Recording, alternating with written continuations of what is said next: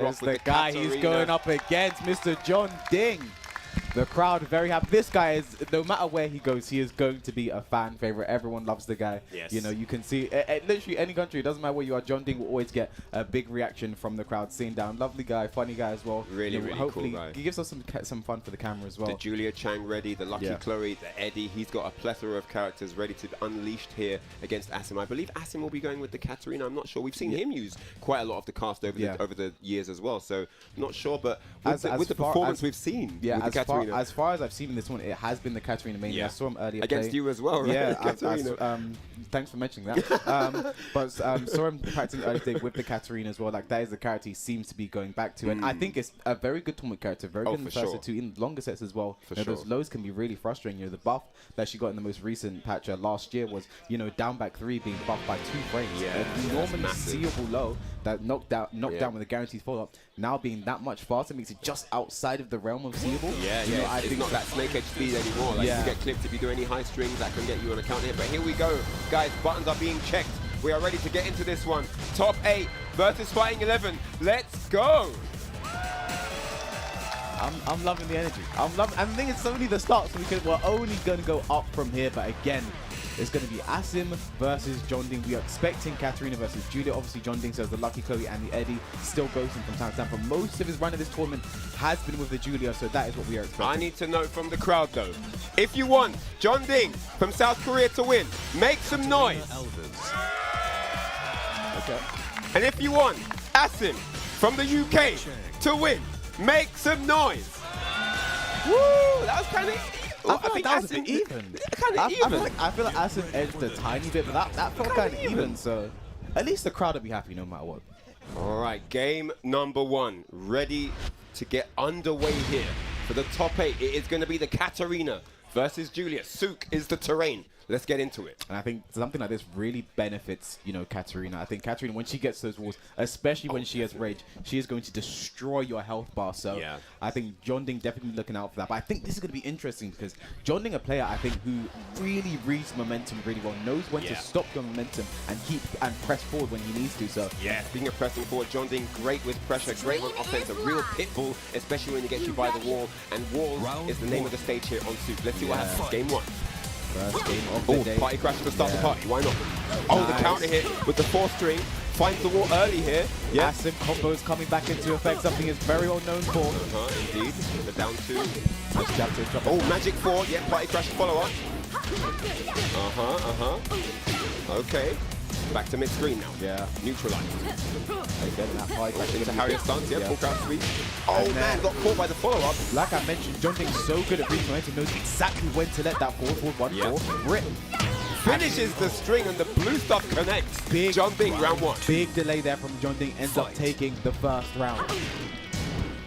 The elbow pressure starting to add up here. Harrier stance 2. As you see JeonDDing there, the side step right duck on Harry knows exactly what to do, but the hot this is a float, so it won't be a huge damage unless he gets the wall just right. Gets the low wall slap. See, finishes the string, blocks it out this time. Oh, nice patience. Gets clipped, there's a wall splat. Big flashing arrow there, lively right now for JeonDDing. Asim back to the wall, he needs to start fighting. Power crowd, wall bounce. Is that going to be it? One more hit's going to take it. Didn't get the scaling, but the low JeonDDing 2 rounds to start off our first game of the day. Really aggressive approach here from JeonDDing. Everything's working. The party crashes, the magic 4s. He's on the money with the reads right now. Harrier stance down 4-3. Nice again. Yep. Asim staying down that time now. Wow, wakes up with the 3 string. 1-1-1, all blocked out. Oh, that's the Harrier going to the left that time, not the side you want to go against Harrier. No. But likely this time for Asim, JeonDDing back closer to the wall. Can he make it count? And here comes the Harrier lows. Here they come. He's starting to work on those reads, but hang on a second. The Rage Art stops him in his tracks here. Again, I mentioned JeonDDing so good at reading the momentum and knowing exactly when to stop you. But not that much damage though, so Asim not the worst thing in the world, but this is where JeonDDing can get started. Definitely just to get off with all. 4-3. Down 4-1. Oh, bow and arrow. K-Whisk. This could be problems. Oh, he goes low. Big risk there. Big read from JeonDDing. He takes the first game, but that last round could have gone either way, so Asim has a lot to think about. tense moments there at the end. It looked like Asim had all the momentum, but the rage up stopped him in his tracks, and then JeonDDing took over. Oh my goodness. Joker stepping up to the stage right now to give Asim some coaching. Shout out to Joker. Took some time off this tournament. Would have normally probably been in the top 8, but he's actually taking coach roles this time. Unfortunately busy this weekend, but was able to come out on Friday and today as well. Shout out to Joker. Stepping right up as well. And if there's anyone I want, you know, so crazy. I just saw him like step up like from underneath the shadows. You know, I didn't see where he just walked up on stage. I don't know how he got there. If you want anyone in your corner, you couldn't do much better than Mr. Joker. We'll be seeing more of him later in the tour, but right now it's time to get into game number 2. JeonDDing weathered the storm through that pressure with that rage art and managed to take it into game 1. But now we've got a stage change. It's time for the Mishima Dojo. Yeah, I mean, and this is also a stage that JeonDDing picks himself quite often, so this is going to be quite even between the two. Going to be a good one. Asim now is going to be doing some thinking after that first round, after that first game, excuse me. Going to try and adapt and get around the onslaught. But it's definitely not how you want to start out the top 8. You know, losing the first game in a round. So definitely can make this comeback that we've seen him do it before. Asim's been looking so good. Look at the jump into the full crash, down forward 4. Down forward 1, down 4 right back, magic 4, but finishes the string, so no combo. Magic 4 again. JeonDDing places that so well. Might be a clean wall span. If it is, this could be huge damage. 4, 3, 4. Follow up on the wall. Oh, we got things happening. We got aliens interrupting. We got aliens interrupting the broadcast. What's going on? JeonDDing catching, maybe catching lucky break there. Who knows? Don't know what happened. But now the pie crasher coming in the down. The down wants to challenge. Nice. Harrier 4. No wall to bounce off of there. Unfortunate there. Again with the third hit of the string, but he's doing literally the max today when Asim thinks he's saved the push. He tries to interrupt, while selling 2 blocks. Nice punish. Asim going for the raw full crash mix, not working out that time. Oh, had a launch there. Trying to mix up the Harrier stance options. Forward pullover kick. JeonDDing so aggressive. Not letting up for a second here. Again, looking for the punish. He's looking for the raw full crash mix, not working out. Rage Available finishes the G left cannon. Nice block on the first hit. And the last low parry. This time, Asim says no, you're not doing that. The down 2 to close it out. And that is a round on the board here for Asim, his first. Finally getting a round on the board. I respect the attempt to finish the string there. Didn't work out. Nice. Asim getting a bit antsy in the strings. Nice block there. Reads the down 4-3 from Harry. Had down 4. He had him ducking under guaranteed hit. Then wow, what a sidewalk from full punish. And Julia, known for some of the best wall carry in this game. Are we going to see it? Yes, we are. Is this going to be dead? Oh my gosh. Look at the damage. JeonDDing, and the crowd actually applauding for that one. Impressed with that combo. I am too. Trying to take a 2-0 lead here in the first match of top 8. Full crash sweep again, a second. 1-1-1 counter here. Very nice there. 1-2, jab interrupt again. Asim has a life lead, but his back is to the wall. This is where Julia becomes very terrifying. Again goes for the sweep. Big risk from JeonDDing, but they are all working out right now. It is indeed full crouch sweep, gets him some breathing space, but is it enough? JeonDDing on the offense. 1-1. Got some wall space now. No wall splat there. Oh, the while sending forward. This is not good. Bow and arrow. No guaranteed hit anymore. Asim stays down with the war drums. With that, JeonDDing is going to take it 2-0 over Asim and move into winners final. Someone who's perhaps the favorite to go all the way here. What a good start. Happy with how he started, but Asim, he's not done for the day. Goes and loses bracket. We'll be seeing him later on. What a dominating start there to the top 8 for JeonDDing, losing only a single round, win 6 of his own, and man, Asim was kept under pressure.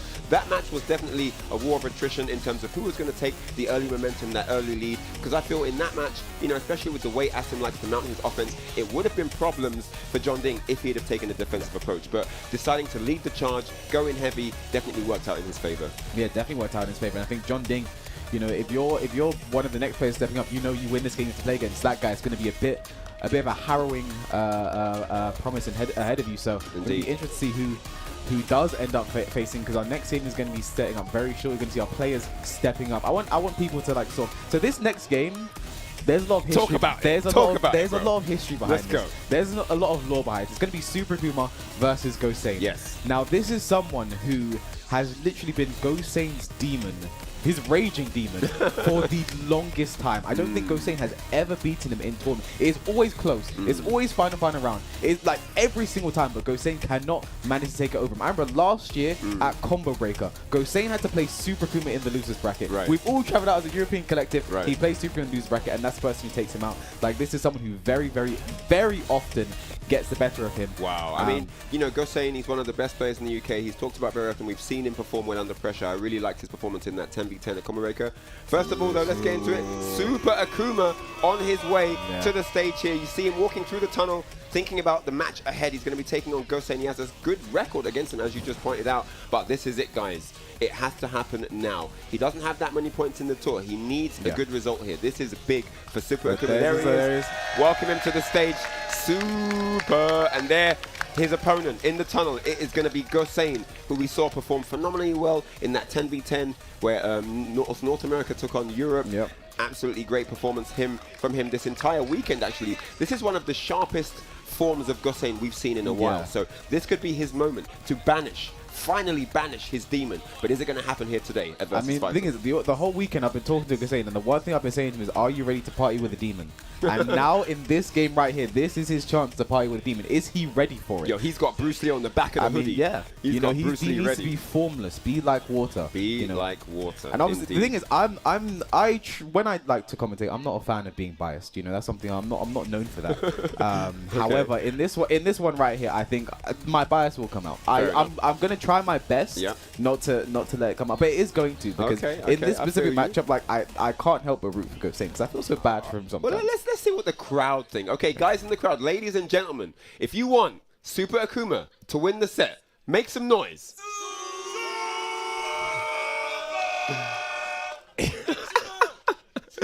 If you want Gosain, this is it, guys. Second match of top 8, winners bracket action. Super Akouma about to take on Gosain. Now, one of the things with when you do have a good record against someone, sometimes it's even harder to play them because you're kind of playing not to lose rather than playing to win. I mean, I think some of the opponents I'm most scared of facing tournaments are the ones who I normally always win, but it's close. Because I feel like they just need to make one adaptation here or there. Then that's what's going to give them the game. So those are the ones I'm normally the most worried about. And that's exactly the story of this game. But we're getting into it now. The characters have been selected. The random select is going to be the last day on Earth. It's the last day on Earth for one of these chaps in Tekken, but whose day is going to end? I don't know. Let's get into this one. Law versus Akouma. Second game of the day. Super Akouma versus Gosain. It's France versus the UK. Last day on Earth. Long-lived rivalry, man. I can tell you all about that one. Dates back to the 90s. But here we go. 2023. It still lives on. I'm hearing a lot of Let's Go Gosain. Guys, let's get I'm into hearing it. a lot of Let's Go Gosain. I'm happy to hear that. Unbiased, by the way. These guys knew they were playing each other. They've been working on the matchup all night. Believe you me, they are both ready for this. All right, now backing up for space. Ooh, down what's going to be very important is how Gosain deals with the demon. It's something he does consistently very well. The side step and jab, side step magic 4, very good at dealing with it. Because Super Akouma known for his jumping, just and like the that. Catches him out of the demon flip instantly. Max damage against the wall here. Nice block on the down back 3. Slide instantly. Very good slide there from Gosain. Dragon Hammer for the plus frames. Ooh. Okay, Super Akouma almost got a bar now. Definitely more threatening by the wall with that meter. Especially the meter. It's going to be all meter there, the down 3. Didn't even need the meter. The threat of it purely kept him crouching, and he ate a million down forward. No, that was just so smart there from Super Akouma. Built the meter, and from there, nice punish there. That is minus 14. Not going to carry to the wall, though. A lot of AAs, but Gosain, nice side step into the jab. Dragon Hammer for the plus frames, threatening the slide. The second one. Oh, the confirm on the while standing 1-2, and he's doing great this round. Oh, no. Looking really good, but nice punish on the back one. There. Banana peel, the while standing one. Gosain tied up 1 round apiece. These two close as can be. Solid round there from Gosain, bringing it back. But now, Super Akouma is getting even more scary with those 2 bars almost ready to be unleashed. Finds the wall, There's the Dragon Cannon. Nice block, nice punish as well from Gosain. So on point right now. Super Akouma under a bit of pressure now. Bait the focus. What a low parry. Gosain dropping the combo though. No. Oh, he dive kicked. Demon flip over the slide. Gosain. Oh, he had it. They both had it. They both had it so many times, Ryan. Oh, the last hit. He pressed the button and got caught with the screen. 2-1 Gosain here in rounds. A bit squeaky bum time in that one, but they managed to pull it out. Good work from Gosain. 1 more round to take the first game, but Super has a bar of meter to work with, so he already has a life lead. All right, now both players patiently waiting for their moment to strike. Baits the focus attack. Demon flip in. I mean, 1 down 3. 1 unseeable low launcher. Yep, he's looking for it forward 4 block. Oh, and there it is. I'm sorry. There it is. I'm sorry. I apologize. Commentator called it. Won't do that again. Now a life lead for Super, no meter to work with, so Gosain can be a bit more liberal if he wants to. Demon flip, down forward 1. Oh, nice. Wow, big Tetsu. Yeah, down 3 Tetsu. Beautifully placed there. Back 4. No! Now, I respect Gosain. Now, here's the thing. I'm not a fan of Super spending that meter there. I think he would have killed just with the heavy DP. We're going to a final round no meter, and Super Akouma, when he goes into that final round no meter, he's known for taking some big risks. Perhaps the decision that will come back to haunt him. Let's find out. Forward 4 finds its mark. Yeah. Magic 4 looking for a counter. Down forward 2, clips him. Threading the needle. This should go to the wall with the right combo. Down 2-3. Dragon Cannon. Down 1-3. Finishes it. No duck. No duck, boy. Hold the hoisin source, boy. No duck. Oh, jab Tetsu. Good count hit there from Super Akouma. Down 3. I thought even on life forward 3, life, and the meter spends it. Pressuring now Super Akouma. Down 4. He's trying to close the game here. Forward 4 blocked. Gosain on last leg. Oh, the down forward 1 just clipping him from out of nowhere. Super Akouma, excellent work there to close out that game. No meter going to the final round. Had to build it, work from there. Even one without it for the most part. So excellent work from Super Akouma. And Chicken Maru is on stage to give Gosain some words of advice, I'm sure. And man, what a seesaw match that was. We saw Super Akouma with a strong start, but then Gosain pulled it back. He had 2 rounds to 1, and then Super Akouma just very strong, showing that experience coming through there to take game 1. Yeah, and honestly, someone like I would want to listen to when it comes to fights is Chicken Maru, because the last time Chicken Maru and Super Akouma played at Headstopper, Chicken Maru actually beat Super Akouma, someone who's actually been a demon for him as well for a long time. So, you know, something I definitely want to listen to. I think the stage the stage choice here is going to be interesting. Gosain normally favors the infinite and goes for the geometric plane, so keeping the walls in play right now. What do you think about that? I like geometric plane because there's not a lot happening outside of, you know, there's not a lot of things in the background. There's not a lot of distraction, crazy colors happening. It is just one nice, clean arena to battle in. And the walls play a mark, but it's not as small as a stage like Souk, so you do get some neutral as well. And I like the combination of both strategies coming into play here. And I think Law as a character does thrive in that environment. Yeah. So getting into the second game here, Super Akouma barely winning that first game, by the skin of his teeth. All right, so here we go, game 2 now. The stage has been switched. Surprised Gosain didn't go for the aliens are coming. Bates with the focus, down 4-3 into the down 4. Yeah, I think the way Super Akouma uses that 4-3, I mean, I think literally the best Akouma player at utilizing that 4-3. Everything is working here. Nice block for Gosain. Like, huge life deficit to work back from. Gets a counter, there's a trade, so it doesn't get launched for it. While standing 2, no punish there, but 3-4, he throws it out. Yeah, I like it. They should go to the wall. Back 2, Junkyard goes low. Slide. Toe kick, stay away. Rage for Gosain. Are we going to see him spend it? Wow! And that's going to be the round. Caught him off guard there with the rage drive. Yeah, the DSS rage drive is faster than the regular one, so Gosain likes to go to that. Sometimes no punish, that's minus 14 clip out of launch. Yeah, definitely. One thing I've noticed about Gosain when he plays his matchup, he is a bit antsy in his 3+4s because Akouma gets an option select punish on it. Regardless if he finishes it or not. No legend kick. Aliens, please stop. This is top 8, man. Oh, I see what he was going for there. Yeah, the down just about out of range. Unfortunate for Gosain. Has the life lead though. Again, a big whiff, no punish. 1-1-2, trying to press in. The 1-1 coming out. Yeah, retaliation. Looking for a jab, looking for a counter hit. Down back 3 for Gosain. Back 4 to follow up. Oh, Gosain, great movement here. I think that was a down 4-2 there from Gosain. Nice movement again. Yeah, his side step left ducking very evasive here. Look, Super Akouma trying to make something happen, but there's a magic 4. Stops his plan. And I like Gosain kept the combo simple there. No DSS because Gosain known for dropping his combos from time to time.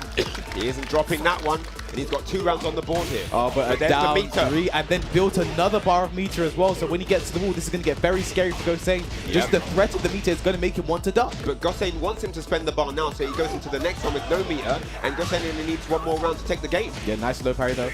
The down, it whiffed, but no punish from Gosain. Finishes again. Minus 14, and that was scary. And it's Junkyard in the back. And the combo from Gosain. It's going to be a side wall splat though. Keeps the combo simple. Wow! That was running 3. That was running 3. I know for a fact that was running 3. I know for a fact that was Gosain doing running 3. Gets the Dragon Cannon and is... Why are you putting him on blast, man? I need people to know. I need people to know. That was definitely running 3 that he messed up. I don't know what Chicken Maru told him, but it looks like it's working. 1-1 here. Great match turning it all around there in game 2. Unfortunate junkyard landed in the back. Super Akouma ate all that damage, and that was what sealed the deal. But the awareness from Gosain to know he had that situation, go for the junkyard, he takes it. I mean, Gosain, I've been saying it all week, are you sure you want to party with a demon? It looks like he is. He's ready, man. He's brought the balloons and everything. I mean, this is crazy. 1-to-1 here. Great awareness, great combo decision making there, under pressure as well. So here we go. Stage changed once more. Howard State is where we're at, and it is 1-to-1 now. Who is going through to the winners finals? Down forward one, down forward one. And I love Super Akouma baiting out with the post attack as well. Really smart play. Big magic forward one. The crowd really coming alive for Gosain right now. Wow. Down forward 2. That is the Oki there. Challenges. Very nice work there from Super Akouma. Forward 4 plus frame. Down 4 as well. Ooh. Nice work from Gosain. Gets the wall round. First round of the final game going to Gosain. Super Akouma, he let it rip, but it didn't land. Gave him the while standing 1-2 guaranteed wall splat. And Gosain took his time with that punch, had time to think. Down 3, but no, doesn't spend the bar. No, he saves it. I think that's a hitbox snapper, but doesn't matter. While standing 2 takes the wall. Is he going to break it? Yes, he is. Has the tailspin available. Goes to the next wall. And Nita, is he going to break it? Oh, yes, he is. We've got combo videos. Down 4. This is looking like a perfect round for Super Akouma. Look at this barrage from Super Akouma. And again, 7 golden letters here. And honestly, I like how he spent the meter to just close out that round there. Oh, yeah, definitely. He wanted it over. You don't want to let Gosain back into round. You don't want to give him that momentum because you don't want to give him rage. That's what he did with it last time. When he has it, we've seen what Gosain can do with it. This should go to the wall as well. Going to be so close to building another bar of meter as well. While standing 2 catches him ducking. Nice combo as well. Double DP. Proper 2D combos here. Yep. Nice block from Gosain, spends the meter. And again, some people prefer to block. Oh no! No punish again. Alright, so Gosain now gets some breathing space for himself. Backing up. Looking for the side step 3-4, almost guaranteed there. It looked like it should have been a whip punish, but just the recovery. That's the one thing, that forward 3 recovery is so good. Okay, Gosain now has access to rage.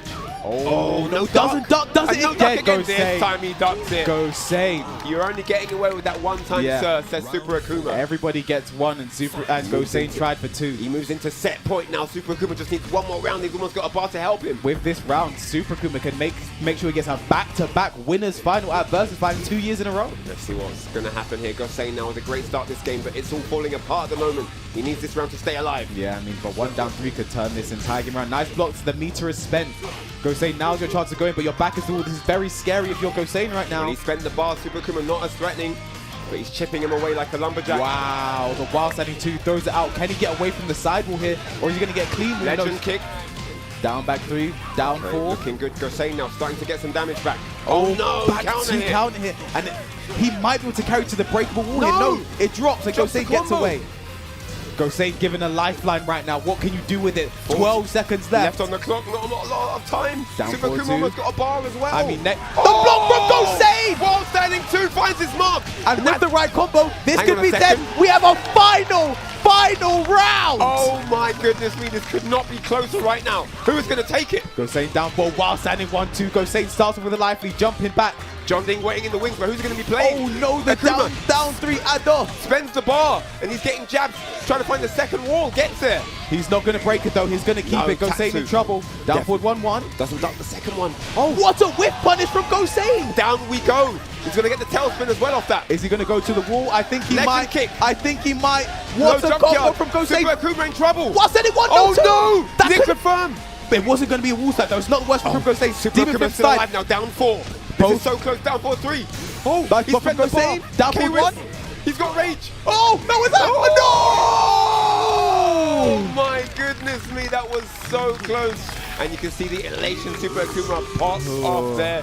What a close encounter that was with those two gentlemen. Gosain shaking his head in disappointment. He is not pleased with how that one turned out.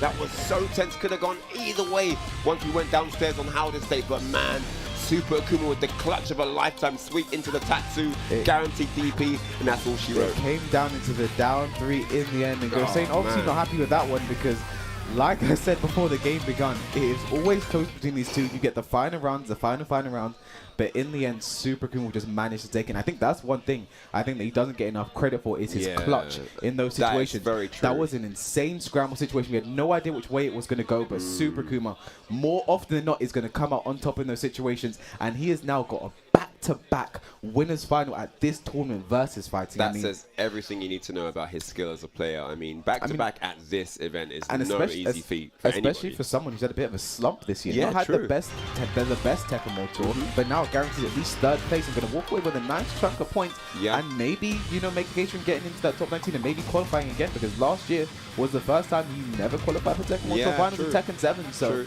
and that's got to be hurting a little bit. He's going to be thinking about that as well. He's only one game away from grand finals. Let's just talk about that. I mean, you know, we talk about him maybe getting third, but he's only one man. He just has to be, I mean, I don't want to say just has to be but if he can beat JeonDDing, he's in grand finals. That is everything right there. But so yeah, he's having a great run. That could be all from our winners side for now. Our next game, we're going to go down into the losers bracket. He's in the tunnel. There he is. You all see him the there. way from Saudi Arabia. Dragons Raef, he is here, man.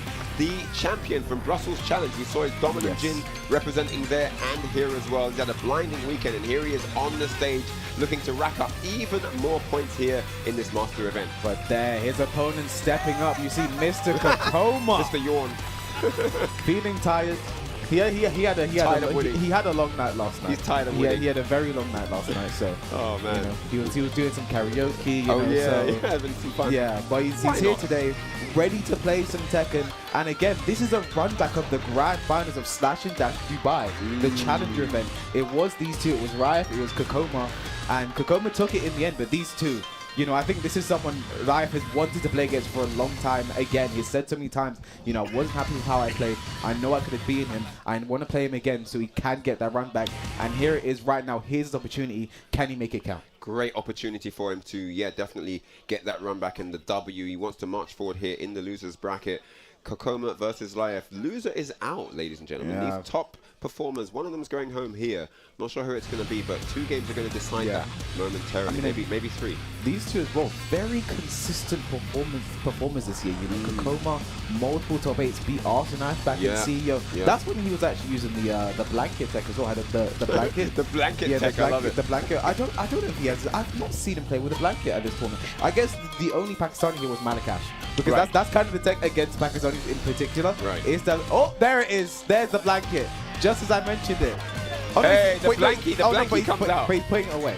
He's got it just in case. You know, he's like, I'm not sure who's signed up and who's going to show up. Let me just bring the blanket just in case. He just wanted us to see the blanket. Shout out to kkokkoma. You know, another bit fan favorite. You know, likes to have some fun with the camera and everything. So, you know, excited to see how he performed with this one. So speaking of blanket tech, right, I was talking to Nia, Evo, and Nia was telling me that literally he can tell when people are going to wave dash and people are going to do electric. You know, these are big winding motions, you know, electric. It's a big hand movement, right? And he says, without the blanket, I can literally tell when they're going to do electric. And you literally have to have the blanket against a guy like Nia if he's sitting next to you. No, because I remember speaking to Arthur Nash, and he would say multiple times, like, when he plays against Kazuya players, like, he was one thing, like, I noticed he's so good at, like, ducking and punishing electric, ducking LTs and punishing them. And I remember he's like, what is he? He's like, oh, he's just looking at the stick. You know, because he's literally just looking at the stick, because that's why he likes to play side by side against Mishima players. Because, you know, he sees the electric, oh, I'm ducking, and he's punishing, you know, so that is a part of the reason we have the blanket deck, mainly from the Koreans coming in. What an evolution of Tekken meta where we have blankets now, and they're not for sleeping. This is insane. But yeah, no, it's very, very interesting. Maybe a conversation for head-to-head setups at tournaments now becoming standard. I don't know. But yeah, definitely one for a later conversation. But now it's time to get into this losers bracket match. And it's going to be the Feng to the Way versus Jin. Now, this is going to be a character Raef is going to be very, very familiar with. One of his good friends and one of his main training partners is Joker. Joker traveled to Saudi Arabia many times. These two play against each other all the time. You know, leading up to the Tekken World Tour finals earlier this year, Joker and Raef both qualified. They were training a lot together. Joker's going to Saudi Arabia. You know, they were training a lot at the venue together. This is a matchup that Raef is going to be very, very, very prepared for. Yes, indeed. On paper. However, you have a different Feng stepping up to the stage. It is Raef. It is kkokkoma. The match is always different to what you've prepared for, right? You know, sometimes it's easier, sometimes it's harder, sometimes it's something entirely different. But let's find out what happens here. These guys have definitely been thinking about their opponent, been working on some anti-strats last night. Maybe not kkokkoma because he was busy at karaoke, right? Busy, But here we go. Forgotten Realm, first stage. Let's get into this. Do not get in Jin's way and hit. Are we gonna? I didn't want to say anything. I wanted to see if the crowd wants to go for they know what's up. They know what's up. This crowd know what's up. All right, so spacing out at the beginning here. Now we've seen how aggressive Dragons Raef, let's just call him Raef for now. We've seen how aggressive he likes to be with the Jin, but kkokkoma Someone who's known for his great defense. Big magic 4 there to start off. Yeah, doesn't find the wall. Down 3-3. Nice 2-1. Keep him in check. Down 3-3 again. Down 4. Down 4 again. Side set duck from kkokkoma. Yep. kkokkoma getting involved now. Plus frames. Oh. The 1+4 rage available right now. This is very scary for Raef. Yeah, you can see Raef doesn't want to press any buttons. Down back to counter hit. In trouble right now. Oh, there it is. Block plus frames. 1D challenged actually. Yeah, can you believe that? Back 2-1. Down back 3 against kkokkoma. It's starting to steal it away. Oh, forward 2, and that's going to be around kkokkoma. I wonder who wins if they both do up forward 2. Anyway, round 2. I think Jin's is faster, so probably good. Oh, 1-3 counter hit. Nice. Awareness there. Down 1-4. Magic 4. Nice duck on the jab there. That was sick, yeah. Feng's jab, some of the best in the game. He moves so far forward. Them has so many different extents of them. 1-2, 1-3, 1-1. 1-3. Out of range for the down 4 follow-up. And yeah, Raef having some trouble just getting into the defense here. I mean, kkokkoma solid. Nothing working. Look at this. Feng would be such a hard character to press into. Whilst looking forward to challenge, headbutt, plus strength, and then down to kkokkoma. 2 rounds to start off this first game here. It's starting to look a little bit uphill for Raef. He needs to do something to turn it around. I mean, he looked so good in that first round, so I'm not counting him out just yet. No, not at all. Didn't duck the high note. 4-4, he's eaten. Man. Back Kempo 3. Back Kempo 3 for the launch. Wanted to get to the wall there, but knew he was going to get the combo. Up 4-2. Down back 4, nice block and punish. That was sick, yeah. Down 4-1, and this is all kkokkoma right now, just controlling everything here. 4-4. The jab to come in, down 2, nice block. Not the punish though, only -12. Rage available though for Raef. Sunny 4 has to be. No, duck down 4-3. What a domination station that was. kkokkoma just looked more and more of an unstoppable force as the match progressed. Just showing you the level of his defense, able to get through everything that Raef was throwing out. And Raef is no easy customer. He's got solid offense. He's used to being able to rush down and pitbull, but everything was denied there by kkokkoma. And no surprises to me right now. Joker stepping up for the coaching. Obviously, someone who knows this character very well, someone who knows this player very well.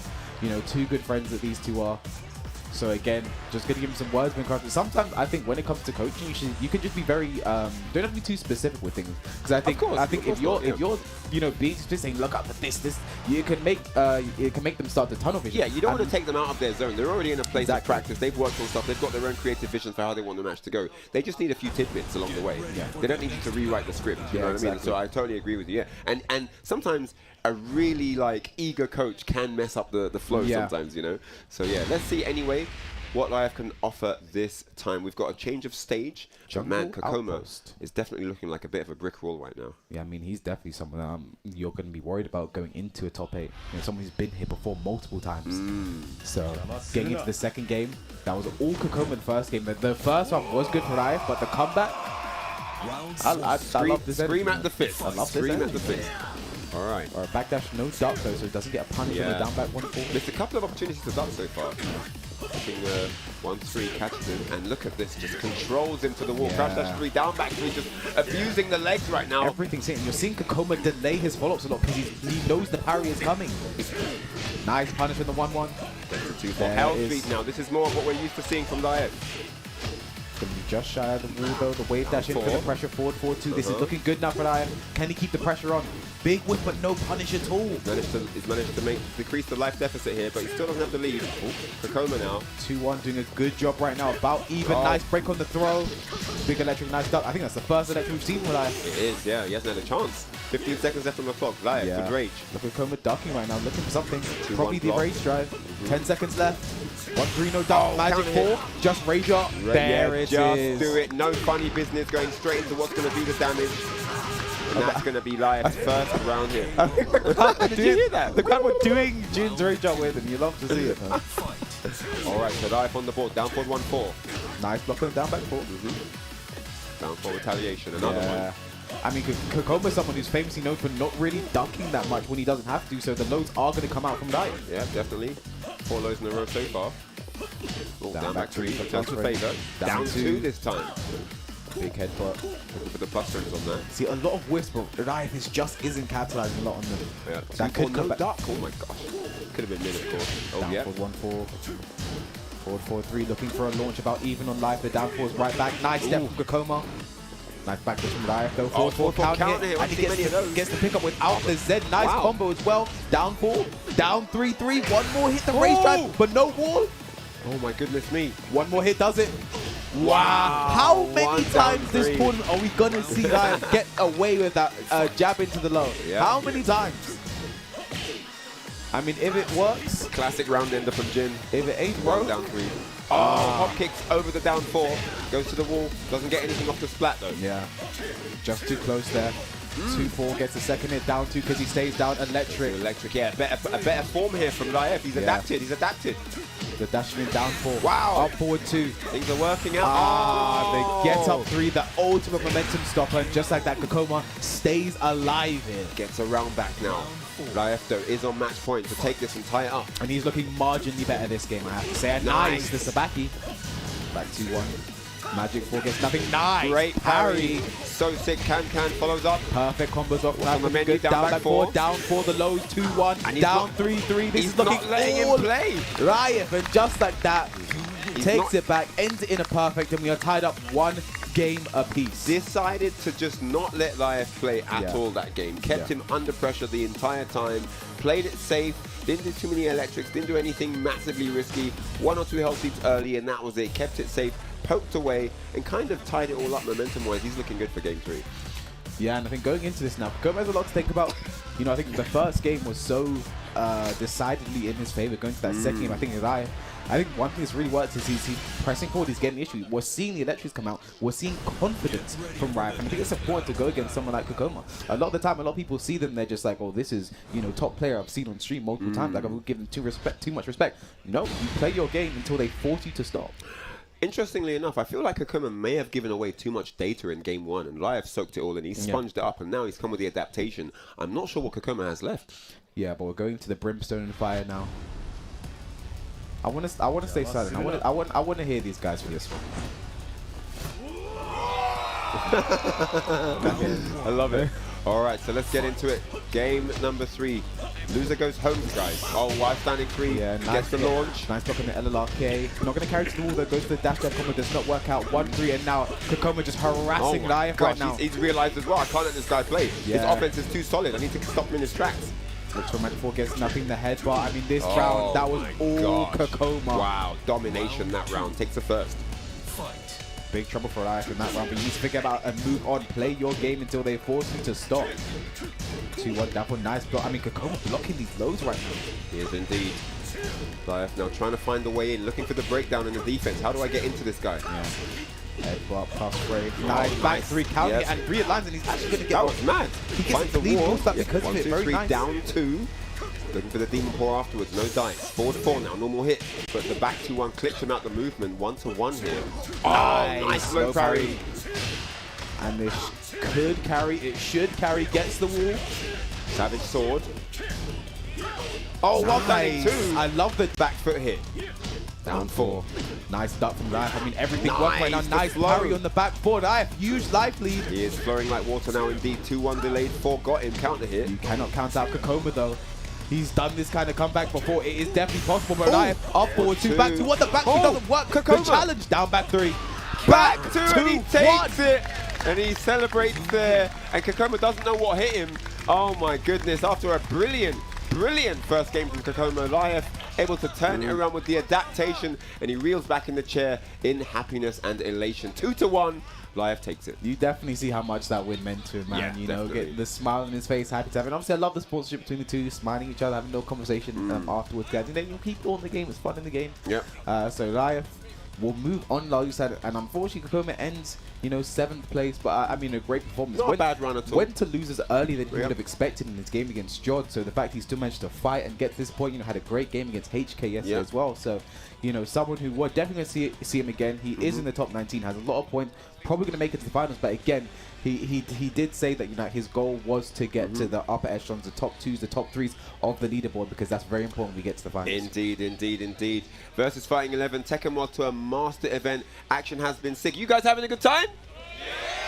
We're having a party here. We're going to come back to you with more amazing Tekken action, but for now we're going to take a short break, but more top 8 from Versus Fighting 11 after this.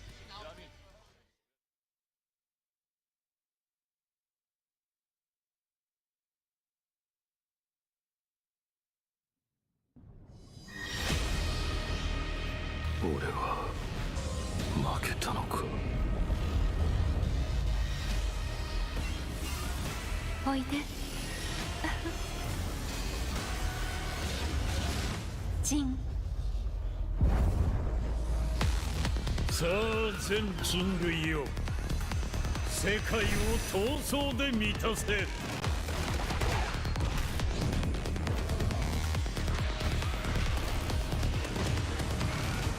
頼むぞ風間陣。お前を殺し全てを終わらせる。俺の血を引いていながらこの程度か。風間、俺はまた守れないのか。もろもろの我がこと罪汚れ清めましょう。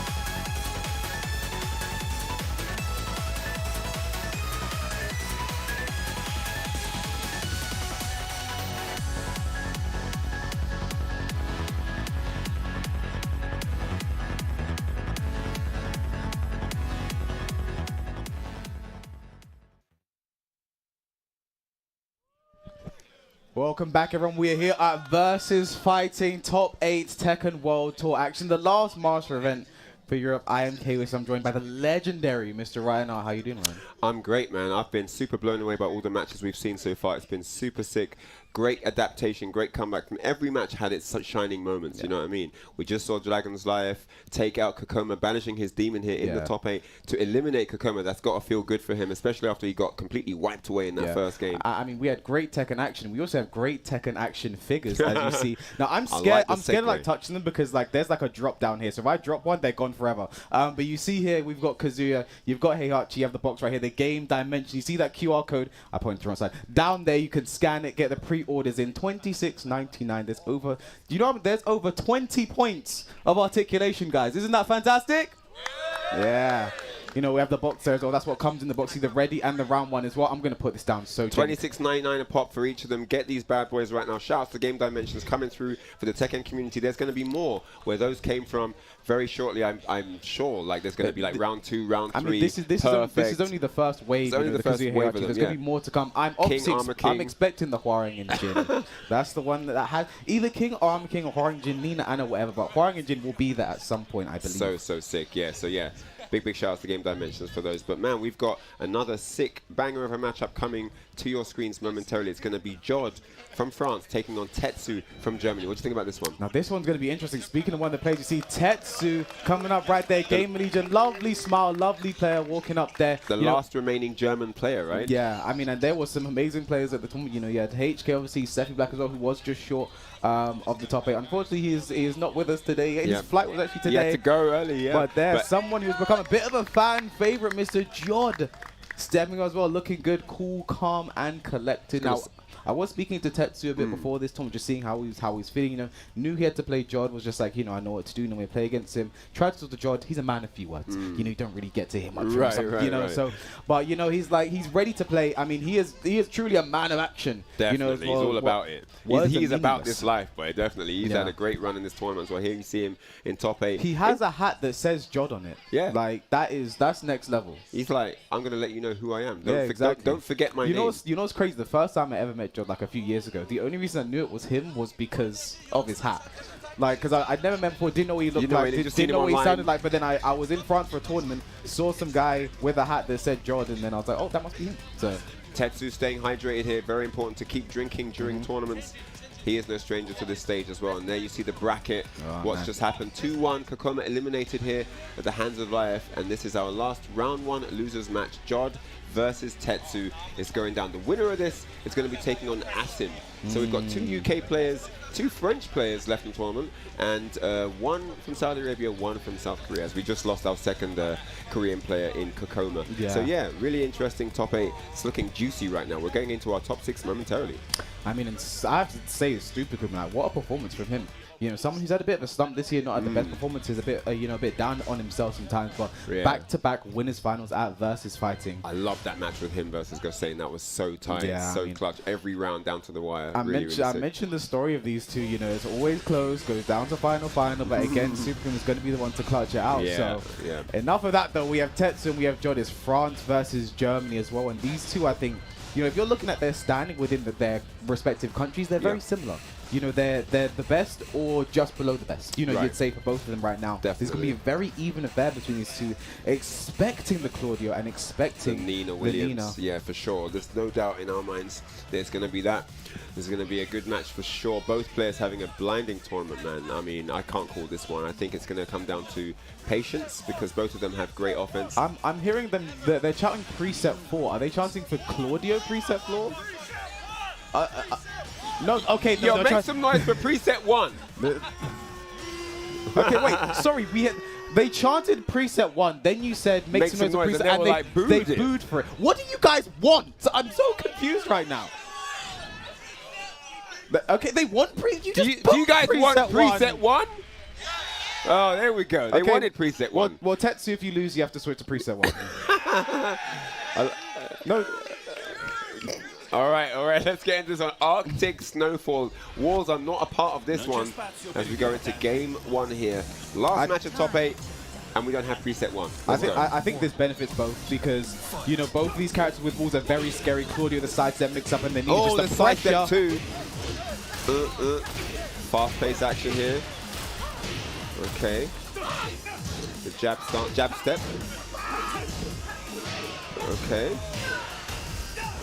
While running 2 whiffs. Nice classic job wow. there. Wakes up with What a basket pickup before off and that. he gets a float off it. Very nice.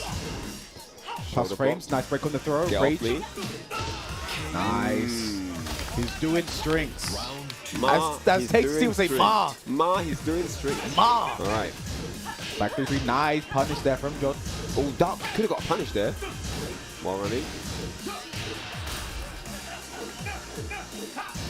Back 3, yeah. Nice While sidestep standing duck there from That was Tetsu. sick. Well, oh, looking for the hop kick.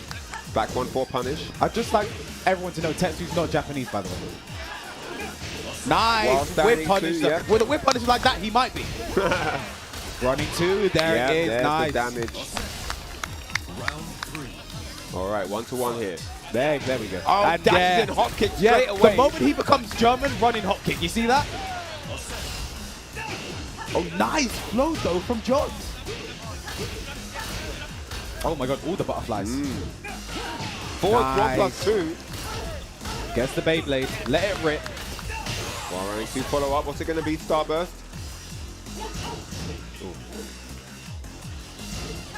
Life lead now, holding on to it now. Down back 3. Jodd trying to get some health back. Nice counter hit. Oh And my this is going to days. be huge damage. Nina, one of the best rage darts in the game when it comes to utility. Oh. Drops the combo. Oh! And the rage drive seals the deal. I respect Tetsu just committing to the duck there. He- Yeah, that he was had- hard duck Had there, a wasn't read it? and he believed in it. Didn't work out, but it's better for him in the long run. All right. So Jodd now with the round lead here, backing up for space. Nice Ooh. block, nice punish. Yep. Forward 4. Nice punch in the down 4-2. Up forward 1 block. Back oh, 3-3. counter hit off the back 3-3. Got anti on the second hit there, press the button. Running 2 gets the starburst. Extra moves available. 2-1 finishes it. Gonna punish that. Nice back Guaranteed, 1-4. Punish that. Punish, it should be yeah. the round. Oh, wow. Nicely done. Ties it all up here in the first game. Final round, first game. Close as you like it. Exactly what I expect from these two stepping up for this game. So step 4 now. Yeah, plus 1, 3, 2. Back 1.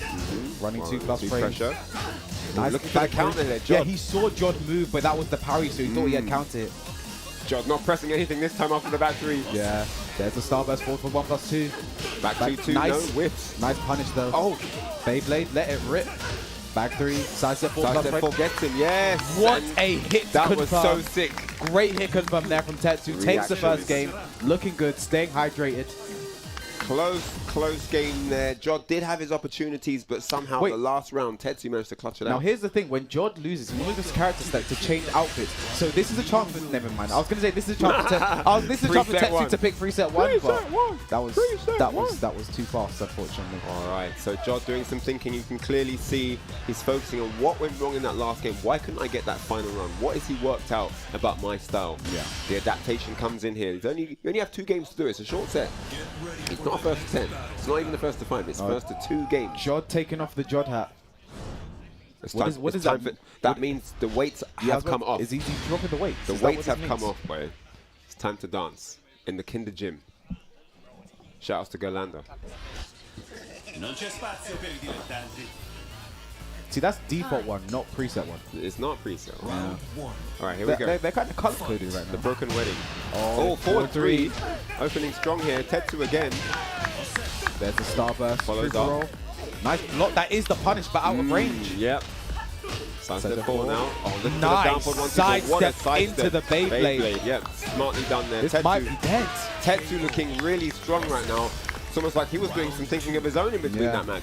And again, we will get that score corrected. Tetsu did win the first game and not Jodd. Up forward 1 there. Down for one. That one Back nice on the looking for the sidestep. hop kick. Great punish. Jodd now with the offense. Pressuring in here. Down 4-1. Big whip. Nice punish there. Tetsu keeping his whip punishes very compact. You Yep. like to see it. 2-1. Jodd trying to mitigate all risk now. Not doing anything too fancy. 1-4. When you have a big life lead, I don't see why not. Exactly. Smart decision. Definitely. What size 1+2 with the blonde bomb. Tetsu is the one that has to make the comeback. He is the one that has to work right now. Rage drive. Starburst now. Sidestep on. Nice block. Nice block right back. Wall splat. Saves the round there with that block. That was a Tetsu great not out combo. of this yet. Back 1. Oh. Race drive plus frame. The slide there, Jodd. That has saved him many times this tournament. 1-1. Tetsu almost brought that one back. Yeah. Scary stuff. Back 3. Running 2. This music is way too peaceful for this violence. Yeah, but there's the hop kick there from Tetsu, breaking the piece. Way too peaceful. To the wall. Nice back 3 for the Oki. Down right 3 again. 1-2, 1-2. Claudio, one of the best 1-2s in this game. Definitely. Side step 4. 4. Wide Full front floor. Oh, this is trouble. Nice no, he's lost interrupt. the race drive. That is big. Beats out the rage drive. That's a big mid to leave. The Oh, Magic 4, 4. but no follow-up. Tetsu with the rage drive right back. Just like that, he's now on set point to move forward in the loser's bracket. Can he do it one more round? Jodd now needs everything to work for him. Can't afford to drop a single more round this game. Finds the wall here. Up 4-3. Tetsu ducks to throw 1-4 counter hit. And Jodd looking good for the money this round. Ties it up. With a perfect going to a final round in the second game. Here we go, back 3. Nice low parry from Jodd here. Great reach.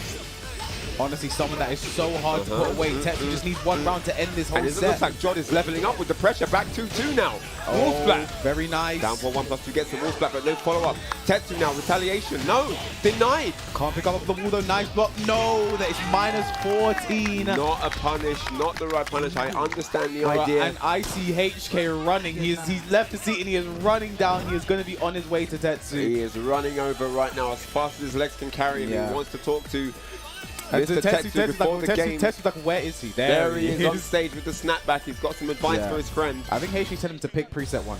I think that's what he's saying. Pick preset 1. I think that's what he's saying. Give the fans what they want. I don't think Tetsu's worried about preset right now. I mean, that was his game. 2-1 in rounds. Just need to close it out.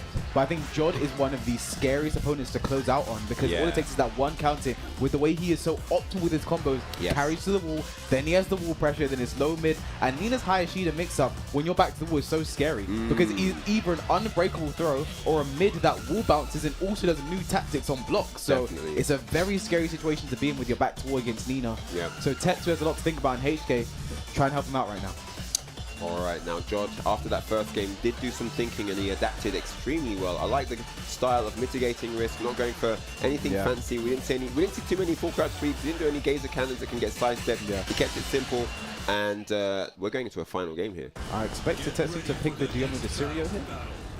Classic stage for the Claudio players, and again, getting to a final game between these two.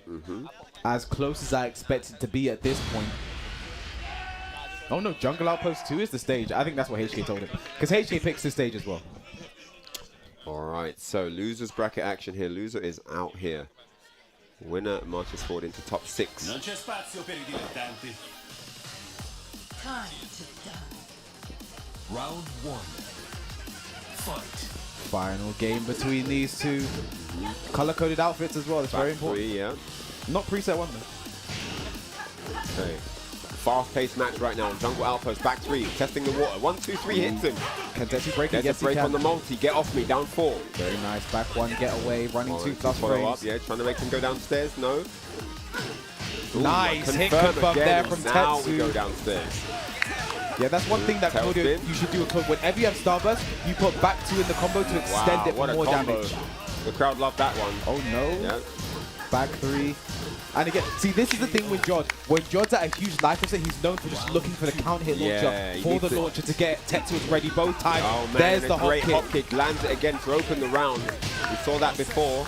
Has the Starburst, side step 4, back 1, doesn't duck though. Punish from Tetsu. This could be dead if he gets the combo. He's reading everything right now. He is in his head, rent-free, boy. Airbnb, no rent annual. Whatever HK said, I want to know because this turnaround from Tetsu has been absolutely amazing. Back 3-3 counter hit. Oh my goodness me. Breaks the wall, Squiggle is off.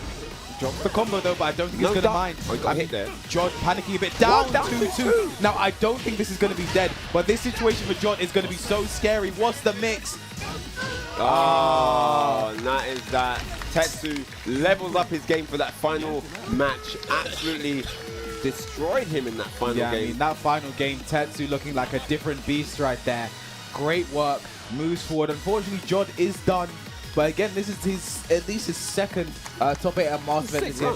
You know, he had top 8 at the mix-up earlier this year, obviously in his home country. So, I mean, Jodd, I'm sure we're going to see him again at some point on this stage. Oh yeah, definitely. He's not going anywhere. That was a solid run, and I wouldn't be surprised if he gets even further in the next tournament. Yeah, I mean, Tetsu. But next, oh yeah, go ahead. Yeah, no, Tetsu moves forward. He's going to be playing against Asim, I believe. You know, so that's going to be a crazy game. You know, I think with the way these two are playing, I don't know which way that one's I was going to say, yeah, both guys having a sick tournament run so far. Man, that performance from Tetsu just shows you that even under pressure, he can come through and kind of step into another level, a 6th gear, so to speak. So yeah, I believe next up there is going to be Gosain versus Raef. Both players have had a bit of a rest. Versus Raef, and now this one is going to be quite interesting. Again, I mentioned before, you know, Joker and Raef have all that experience. You know, Joker going to Saudi Arabia, not training together, they train lots before the finals, and obviously you have Gosain and Joker as well. You know, two good friends, same country as well. They are probably the two people that play each other the most of anyone that I know.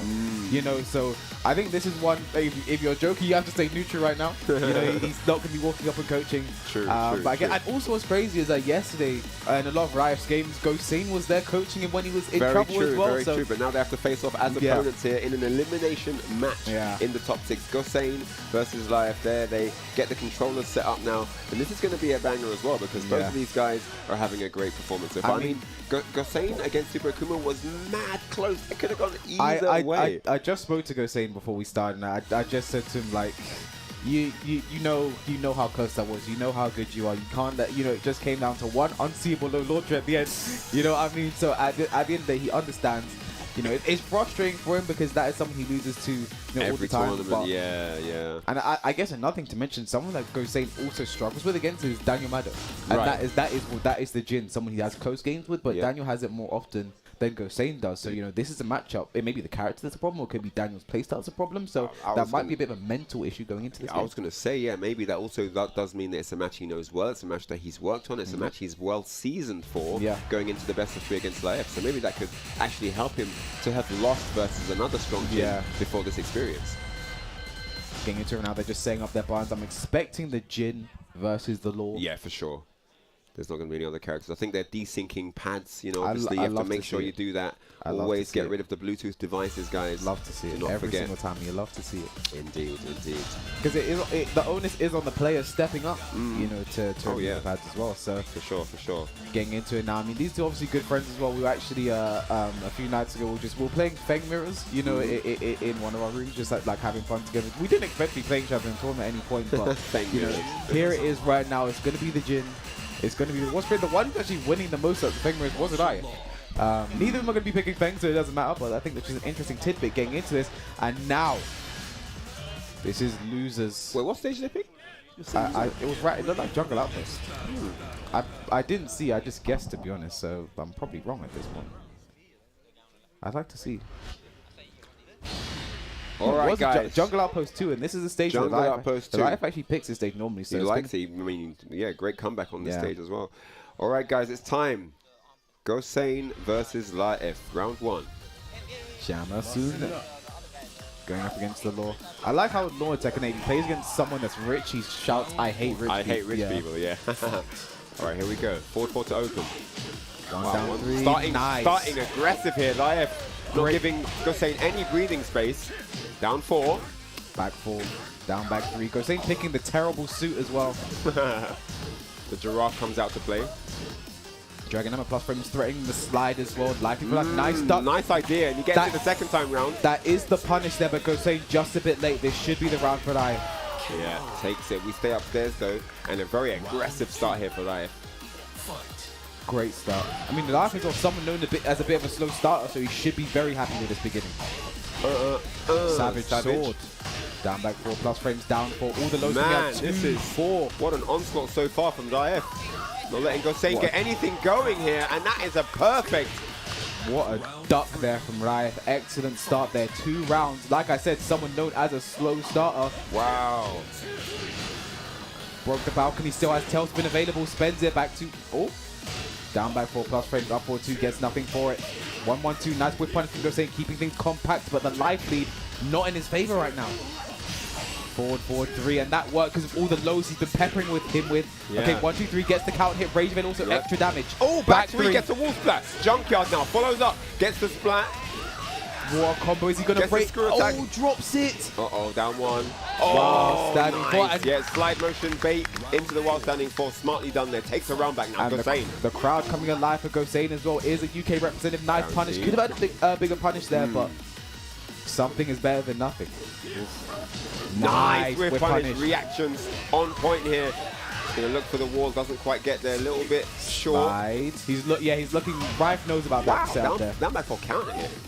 Oh, messed up splat from Gosain, not the worst thing going. Back 4, knew the up 4-2 was coming. Gosain's back to the wall, in trouble. Down forward 2 with the right combo. They should be. Nice. I said with the right combo, just so you know. Okay. Down for Gosain now, ties it up here. Final round, first game. The crowd really coming alive for Gosain here. Down 4. Now this round, the slowest start so far, 10 seconds gone. Lively for Raef though, and that's been the name of the game. This is how it started off. Drops the combo though, off axis. Oh, the delay. Yeah. Jumping back. Didn't expect him to finish it. Back 2-1 though. Raef back on the attack. But this is an almost unassailable Lively right now. No rage for Gosain, so he doesn't do extra damage. He needs something here. He needs something big. He needs a launch. He needs damage. Yeah. Down 1. Threatening the slide, goes mid, down back 3 count hit. He's almost clawed his way back in. Forward 4 though, threatening. Down 4. Raef looking to take the game. Now Gosain, what can you do? Looking for a counter hit. 1 down 3, back 2-1. Down back 3, the break drive, nice block. It, plus spray. Wow, down 3-3. What a read there. What a decision. That was actually a big risk there from Raef, because if Gosain blocks those both of those hits, -14, that's a launch for Law. So he wouldn't have had rage though. I see Joker stepping up. I see Joker. Chicken Mario on stage. What is going on? We've got a coach frenzy on stage right now. This is insane. Absolutely insane. Coach mania on stage. Both players laughing a little bit about that. They understand the situation. Yeah, they get it. They know they're not supposed to. I like how the coach session just instantly got cancelled. Like they cancelled each other out. There's like a clash there. Gosain picking the Island Paradise stage though. Wants to keep the walls in play. All right, so 1-0 to Dragon's Life. Not an easy encounter there. Risky down 3-3 towards the end. That could have been punished, but let's go. Game 1 nonetheless. And now it is game 2. Island Paradise. Round 1. Here we go. Second game. Raef already up, looking good right now. But Gosain almost managed an amazing comeback in their first game. So this one goes either way. Down back. I mean, the lows from Raef is really the name of the game. The aggressive approach is really working on Gosain. He's having a little trouble dealing with the offensive measures here. Back 2-1 again. Finds his mark. Look at this. To get a counter hit. Gosain in trouble. Yeah. Double flip kick. I understand. Oh my goodness me. The magic 4 goes What is happening? Oh! So close. We almost saw a Twitch clip in the making there. If that had been an up forward 3 instead of an up back, that could have been different. But he finds himself in a world of trouble now. Big launch for Raef. Then wall damage. Goes to the wall. Yep. And this is bad news here for Gosain. He needs to do something now. Punish. Very nice. Well, the side will not his friend for the that jump. was so sick. Gets the back turn low. He's going to keep the wall. Yeah, going to keep the wall as well. Down 1. Nice parry from Raef. The down 3-3 again. 4-4-2 doesn't finish it back. 4-3.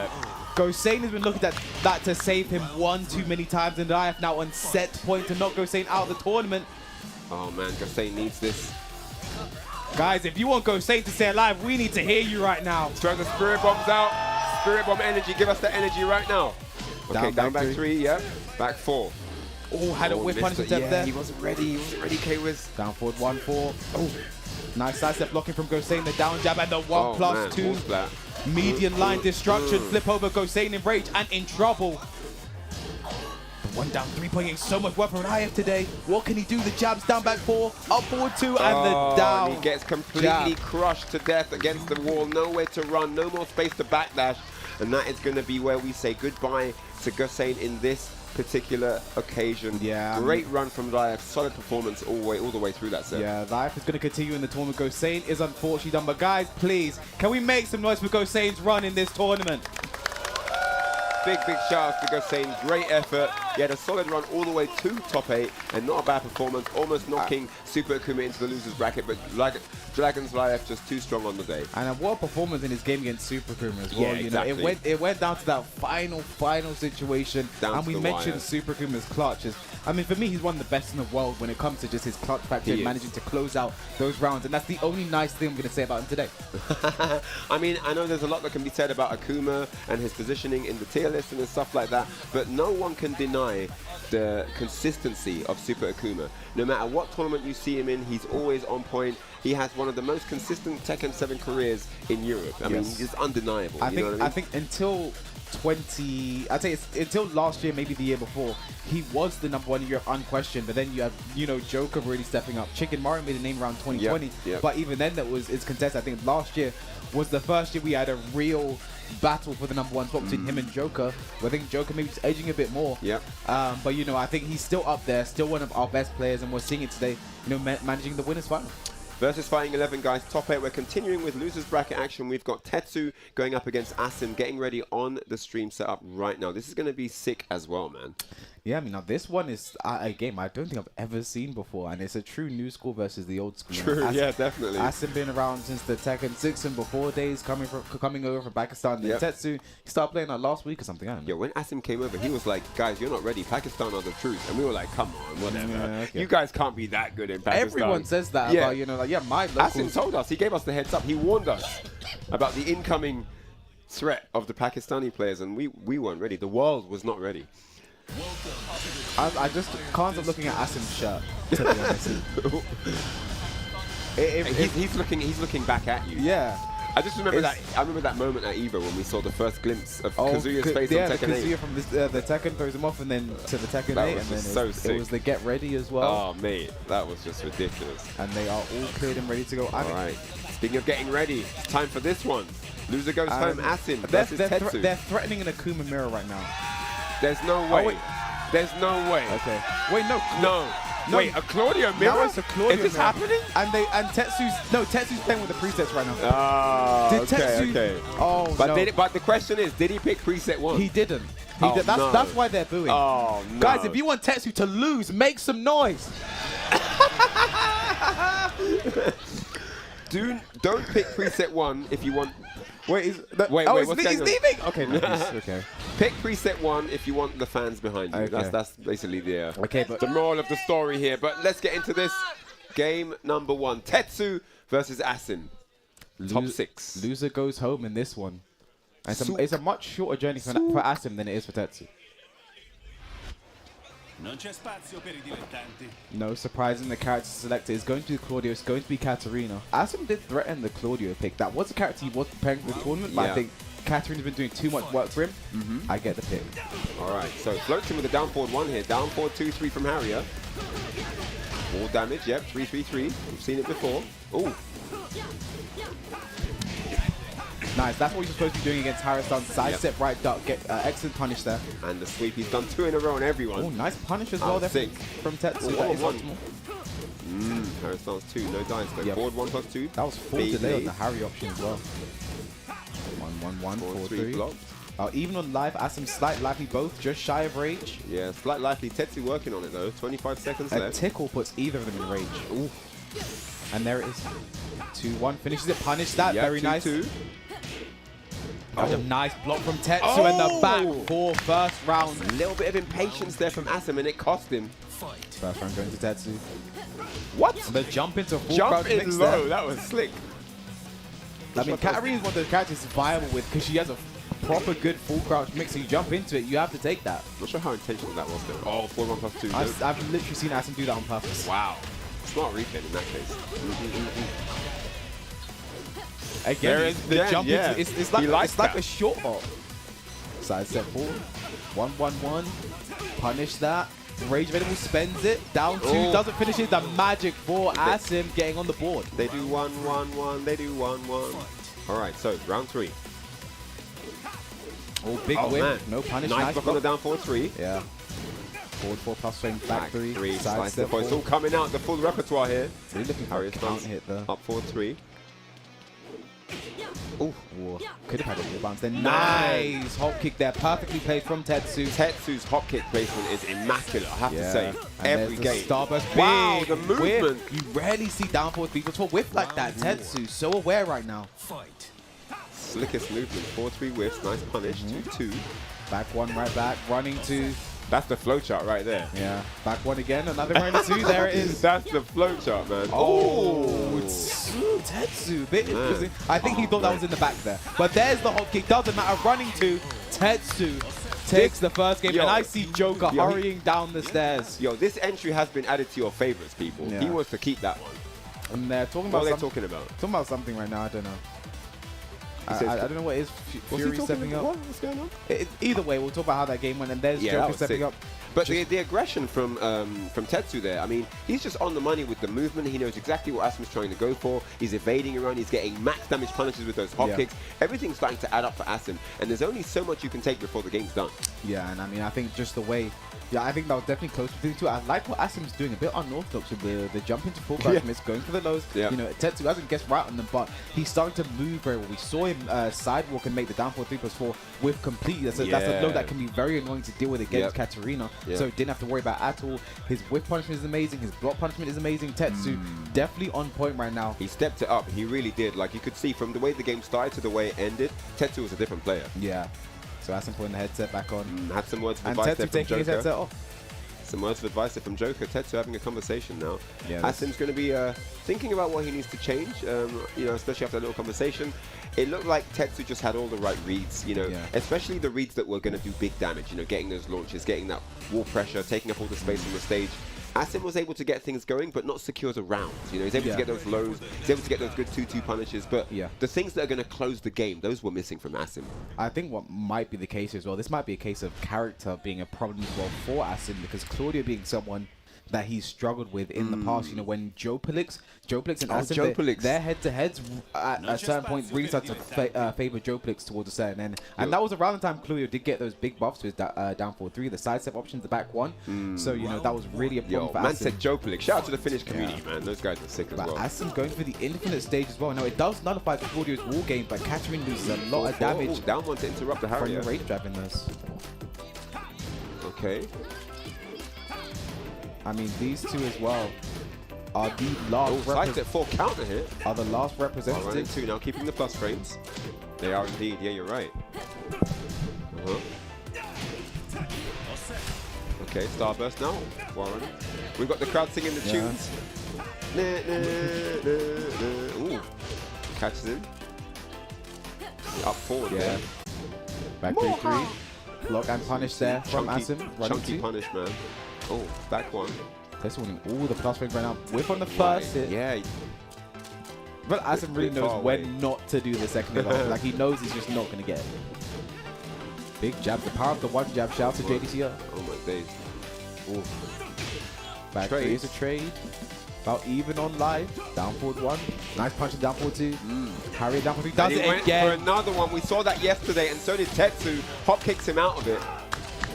Oh, nice. Gets the reset as well from Tetsu. Closes it out with the 4-3. What a sick read. He knew he was going to stay down, and now it is set point Tetsu. Asim needs this round here to stay alive. Down back three. He's really feeling it right now. Back one. Wow. All right. Gets the block yet while standing 1-1.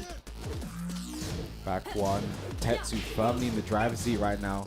Asim last chance salute. It's got to happen here. Nice block. Tetsu's block before the Harry even came out. Like, he knew that was coming. He's got the right name, the iron defense. Tetsu now rage drive and the Beyblade into the wall running two. And he is your winner here. Tetsu takes it 2-0 over Asim. Yeah, Asim caught mashing after the rage drive there. That is very fast. Not something you really want to be doing. But just like that, Tetsu's going to continue on into our losers semi-final. Yep. But next up, we've got a massive Wait, no, not yet. I see the names changing. Okay, well, I see the players. You know, when we see them, we'll know. I'm not gonna say what the next game is until I see people sitting down. Yes. I'm not gonna say what the next game is. But again, congratulations Tetsu for moving forward. Great and again, performance. I mean, Asim, he was probably the most surprising performance this weekend. Yeah, like, I think he had a very unexpected journey. No one even knew if he was going to be in the tournament, and here he was, and he was in top 8. And what a dominating match to get into top 8 as well. Really great performance. He had to be Anakin to get into top 8. Just to get in. Yeah, it was so sick. The Katarina coming through. Not too many of them in the tournament as well. Also that.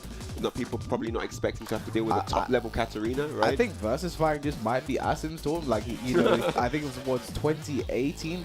He had the match against Kudan to get to top 8. Won that. Yeah, you know, that was such a sick game as well. So VSFighting might just be, you know, the time Asim decides to come alive, you know. This is this holy grail, man. This is what it is, you know. It's like Madison Square Garden for Bret Hart. Yeah. But anyway, that was super sick. Tetsu stays alive here in top 6, and we'll be seeing more of him later on. And it's been so amazing, man. All the matches have been really top notch.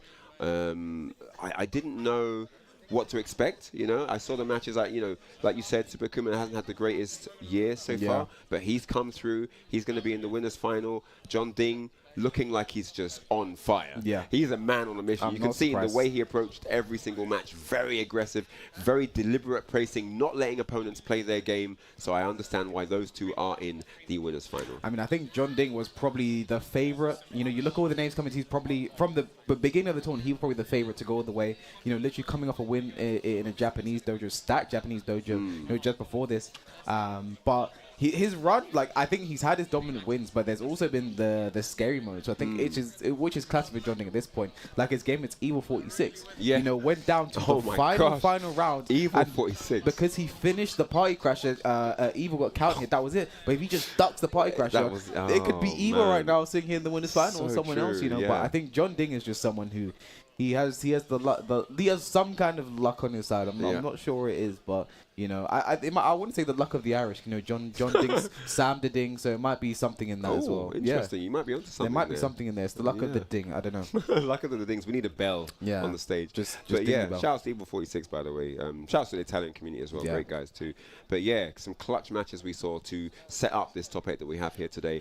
I see Super Akouma hovering with JeonDDing. I think these guys are getting ready. It's going to be our first best of 5 of the tournament. Yeah. And this is going to be a good one, guys. Yeah, I mean, so going into this, JeonDDing versus Super Akouma. Now, I think Super Akouma was, I think, one of the first Europeans to be consistently beating, like, the Korean and the Japanese players, the guys that for so long seemed untouchable. He was one of the first Europeans to be doing that, you know, consistently. And I think a lot of it came down to the East sort of they didn't really value the strength of Akouma as a character. No one's really playing the character, you know. Neve famously said early in Tekken's lifespan that, you know, Akouma is D tier, he's low, you know, so it was a character they didn't really, you know, sort of value that highly. Oh my goodness, Akuma's been a beast since day one. I remember Punko got top 3 at EVO with Akouma very, very early back in the day. Those were the days down 3 didn't need to be clean here. So. So yeah, no, definitely an underrated character. He's come a long way in the hierarchy. I think Super Akuma's really been the one that sort of put the obviously we talk about, you know, Pakistan as being you know, the strongest Akumas, etc., etc. But I think Super Akuma was really the one who really put that character on the world stage and really made everyone start to really despise this character. So shout out to Super Akuma for that one. Yeah, no, for sure. And then we had that period where the Pakistan Akouma players started coming out, you know, and we started to see them just win the tournaments, you know, and so Awais, Honey, Atif, but you know, there's been a plethora of them that have come. Still winning tournaments to this day, but you see, here is where it looks like our top 4 is now set in stone. You've got JeonDDing, Super Akouma, Raef, and Tetsu as well. And all of these games, absolutely insane, you know. The 2 Europeans, you've got 1 Korean and the 1 man sitting there from Saudi Arabia, Mr. Raef as well. And someone who, coming off a win last time in Europe, in Brussels, coming off a win there, you know, so took it against Joker in the grand final. So if there's anyone you want to beat in the grand finals to establish your dominance, it is someone like Joker. 100%. So definitely looking forward to see what he does and maybe making a spot for that losers final. But Tetsu as well, someone to not be slept on. His last master event was India. Fighters taking out the Korean contingent. He beat Knee to get into losers semi-final. Then he beat Steffi Black to get into losers final as well. So definitely someone you well, yeah, he picked Feng to do that. That was one thing. Against the wall. That was actually one thing I was speaking to like a lot of the Indian players there. They were just like, you don't pick Feng against a friend. That's something. So that's something that you don't pick Feng against a friend. But the thing is, Steffi Black is someone known to have a bit of a Feng problem, and he did what he needed to do to win. Got to losers final. You know, he wants those points. You want to get as far as you can in the tour, and you don't want to lose knowing you had a weapon you didn't use, right? So that's one of those things too. But yeah, big shout outs to Tetsu for that win there, VSFi. And yeah, he's here. I mean, top 4. You know, what more could you ask for? Going back to the JeonDDing conversation, you know, he's a guy that was very well comfortably known as a guy who gets to the top 8 positions for a long while. But then he had that breakout performance at Rev Major, and I feel like since then, most of the points, since he added Julia as a heavy main character in his roster, he has stepped it up to that place of being in those grand finals, being in those top 3s. I mean, 2nd place in the Tekken World Tour last year says everything you need to know. He had to qualify from the LC. From the LC. Akouma enters the stage, and behind him, JeonDDing follows shortly after. And man, this is going to be a really sick set, man. Yeah, I mean, I think you would have expected, you know, I think if this was a different year, you would have expected Super Akouma JeonDDing winners final. That makes sense. I think the year Super Akuma's had has been a bit shaky. Not been the best, very inconsistent. You know, maybe you say, I'm not too sure about him. But his performance at this point, you cannot take anything away from him. His game against Gosain was one of my, even though the outcome wasn't what I liked, it was one of my favorites of the day so far. You know, clutch moments from both sides, but JeonDDing, I mean, I think we've said everything that needs to be said about him. You know, this guy is truly a beast. I feel like he's like, as you know, this might sound a bit weird, and because he's just been so dominant all weekend, but I feel like today we've seen like a new JeonDDing. Like, he's even more aggressive than we've seen throughout the entire weekend. He's just not trying to lose a single round. He's trying to just speed run every opponent, you know? And Julia is the character to do that. She's a very fast-paced character. She can interrupt strings very well with Party Crasher. She can get in your face, in and out from spacing, from safe spacing as well, with the down, forward 1. She can just be on top of you in a flash. And once she gets you to the wall, it can be curtains very quickly. I do wonder if it is going to be the Julia, though, because we've seen him in this specific matchup against Akouma go for Eddie sometimes, go for Lucky Chloe sometimes. It could be the Julia. Jin? No, that was just bait. Yeah. Okay, button checking on Julia. So I think we're going to see Julia. He looks like he's been practicing. He's been in the lab with that character. He looks very comfortable. At least for the first game. It's a first to 3, so you have time. Yeah. You definitely have time. I see the Lucky Chloe. There's no. Because it's first to 3, he might go for someone else. And he might just go for someone else. Eddie Gordo. And it's Mr. Gordo himself, and the crowds erupt. Now for Super Akouma, this might be a spot of bother. He has played. There have been a few upsets he had in tournament against some Eddie players. I know Leonidas last year had the mix-up famously able to beat Super Akouma with the Eddie. This is a character that can cause Akouma troubles. That backdash can really get him out of the clean hit range. That's very like true. Side set 3-4 are very good for keep outs. Side set 4 good for keep outs. But then again, these two did play in the grand finals of Clash of the Olympians, and Super Akouma was this specific matchup as well. And Super Akouma did get the W there. However, that was 4 years ago. Yeah, that was quite some time ago. The matchup hasn't changed though. It's the same matchup. Some time ago. Let's see what adaptation JeonDDing has learned from then.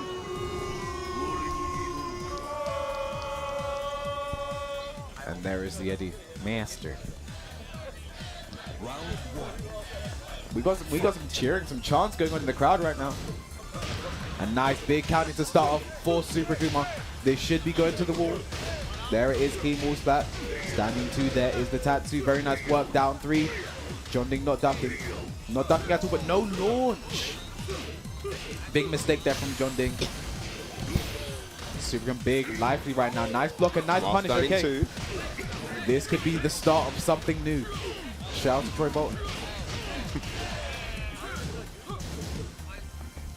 Now, lively still for Super. I mean, it can be so hard to get in. Wait, JeonDDing coming back a little bit here. Yeah, and there's badly, no, he doesn't spend the meter. Rage drive spent. What's the mix? What's the mix? No, nothing. Up forward 4 blocks. Nice. Oh, but the wall. Didn't get a splat, and there's the air fireball. Takes the first round. Super Akouma, man. Wow. Down 3. Like I mentioned, Eddie's backdash can be really annoying for Akouma to get those clean hit down 3s. Oh no, going for nice float. The down forward 1 there. Big read there from JeonDDing does not work out. Dive kick. Oh, actually, I've never seen that before. Switch sides. Interesting. I mean, JeonDDing definitely someone who does his homework, so that could be some lab work right there. Runs in for the low standing 2, goes for whip. That wasn't a whip punish. Wow, the awareness there. Yeah, gets another float. This isn't going to be dead, but the mix-up here is going to be very scary for JeonDDing. What's on the menu? Goes low. Punish that. No punish. Oh! That is classic vintage JeonDDing right there. He rage ups when you least expect it. The damage, that is it. One round apiece. The screen confirms with Tony the Tiger that was great. Oh, JeonDDing working. Nice forward 3 to float the handstand right there. This should go to the wall as well. Tetsu. Forward 3 gets nothing for it. The aliens, stop it. Forward 3. Punish. Ooh. Forward 4 now. I think definitely could have had a big punish there, but sidestep thing was talking one of those weird moves. Nice. Oh, Speaking of punish. Speaking of punish. So you just go straight to the DP. Nice gets out. Punish that. Ooh, I don't know. Okay. That doesn't work. Yeah. Lively though for Super Akouma. JeonDDing for some more relaxed mix-up. Gets nothing. Oh, the demon flip throw kills. It takes all the health. Super Akouma now getting closer to game 1. Demon flip in. Tries to go for the whiff punish to down 4-2. Punish that, while yes. standing 1-3, yes. Eddie's going to launch while standing I-13 launcher there. Now again, lively for JeonDDing. Can sort of play the space game right now, just backdash away from those down 3. You see that, and again he gets floated out about forward 4 now. I mentioned this. Super Akouma's forward 3 placement, probably the best in the world with this character. Really sick right now. Oh wow. Yeah. Slippery stuff from JeonDDing here. Look at this. Nice use of the relax there. Gets the meters completely wasted because of it. That was so smart. Oh, it's going to get punished. Going to launch that, down 4-3-4, and that's going to be the round for sure. JeonDDing now ties it up. Yeah, and I think that's a hitbox snapper right there for Super Akouma. Definitely didn't look intentional. Final round here in game 1. Fireball finds it smart. Yeah. Final round, first game, exactly as close as you want it to be from these two, from your winners part of first to 3 action right now. Super Akouma now working on that gauge. He wants it. 4-3. Oh. Big whip my goodness me. What did he press? Gets the nip up as well. Continues the combo. Wall pressure now. What's on the menu? Goes low. Lively now for JeonDDing, but 1 down 3. There it is. He spends the bubbles, doesn't get a combo. That is good news for JeonDDing. And no meter to work this comeback from. I mean, Super Akouma, what do you do? This is a hurt. He's caught him. And that might be enough. That should be the round right there. Guaranteed on the ground. JeonDDing taking the first game. And then a pop-off from JeonDDing. Eddie Gordo doing some damage here in game 1. Securing him a little lead right now. And there's some fans in the crowd with JeonDDing on their screens. There's someone behind me going insane right now. I don't know who you are, but I appreciate it. That means a lot, that opening game. Yeah. I like the Eddie pick as the opening gambit for JeonDDing. Smart stuff here. Super Akouma potentially expecting the Julia, but it was Mr. Gordo that came out to play. Now we move over to Howard Estate for game 2. Super Akouma rubbing his hands together, gathering his key. Is it going to make a difference? We now have the Howard Estate. Multiple breakable walls up for grabs right now. Super Akouma needs a good result here. He doesn't have that many points, man. He needs a good result of this tournament, otherwise he's going to be missing the cup like Jamal Murray. All right, let's get into this. Side wall, nice break as well. I think it's very smart. Just take the walls away from Akouma more than anything, you know. Oh! Almost got a combo there. Wow. But JeonDDing now starting to find his form now. Look at the flow here. 7 golden letters on your screen, ladies and gentlemen. Perfect for JeonDDing. I mean, what can you say right now? Everything is working. The raw mix of Super Akouma. You need to hold this momentum. Down 4-3 to run in. A nice counter hit for JeonDDing as well. Everything is hitting. Another wall to break? No. Now Super Akouma spends his tailspin on that, unfortunately. Running 3 for plus frames, down 4-1. Meter available, so Super Akouma technically has the life lead. Still has the life lead, he has meter, don't worry. Super Akouma now, he's had a great tournament, don't let it all fall apart, but there's the rodeo! 2 straight rounds for JeonDDing. He looks like he's only getting stronger as the set progresses. Super Akouma now, he needs to make it happen. And he spends the bar wisely, gets a nice combo against the wall now. Maxes up on the damage. Oh no, tech roll. Yeah, messes up the dive kick there. Yeah, he could have got more there. JeonDDing though back on the offense. Oh, no duck there. Since Eddie got the back 2-3, you're not really looking to duck the back 2-4. Man, that could have been bad. Finishes at minus 14. Yep. Could have had a launch, but that's still a good punish. Super Akouma now trying to get out of the wall. 4-3 down 4. classic forward 4. Oh man. Oh my god, JeonDDing. Does he have what it takes to make this comeback? I mean, Super Akouma needs this round, does not want to go down 2 games. 4-3, down 4 again, taking risks, but they're working out. 1.5 bars for Super Akouma. It is paying off indeed. JeonDDing, though, ever threatening. The Eddie pick working out so far, forward 4. And oh no, a couple mistakes there, back 4 though. Yeah, but float to the 4-3 again. Super Akouma is so good at placing that. I don't know if he gets the wall here, no drops the combo. Down forward ones, trying to build some meter, making them block, forcing the interactions. Wow, under the forward 4 there. Shakunetsu. Yeah. Forward 4 plus frames. Down 3 out of range, but JeonDDing was ducking anyway, the lows. Oh. Down 3, doesn't spend the meter. He's got another one, he wants a clean hit though. JeonDDing, now great movement. Could have punished that very hard actually. Oh, nice! There's the clean hit he was looking for. And that secures the round. He's got 2 rounds back now. Super Akouma on the comeback. The crowd get involved as well. 2 rounds each. Super Akouma wants to tie it up. Forward 4. Both sides making a lot of whiffs happen right now. Indeed. Super Akouma about to. There is the meter. 6th up with the down 4. JeonDDing though. Wow. Oh my days, and that is a combo. Standing over to the wall. Not the best option right there. Breaks the wall. Lively for JeonDDing, but Super Akouma has meter. Super Akouma has a bar that could turn punish. Power crush. No! Not the punish there from Super Akouma, and the meter's gone now. Nerves are a thing. No range well float. Oh, could have had a float there, but he doesn't. He gives it all up. But about even on life right now. 17 seconds left on the clock.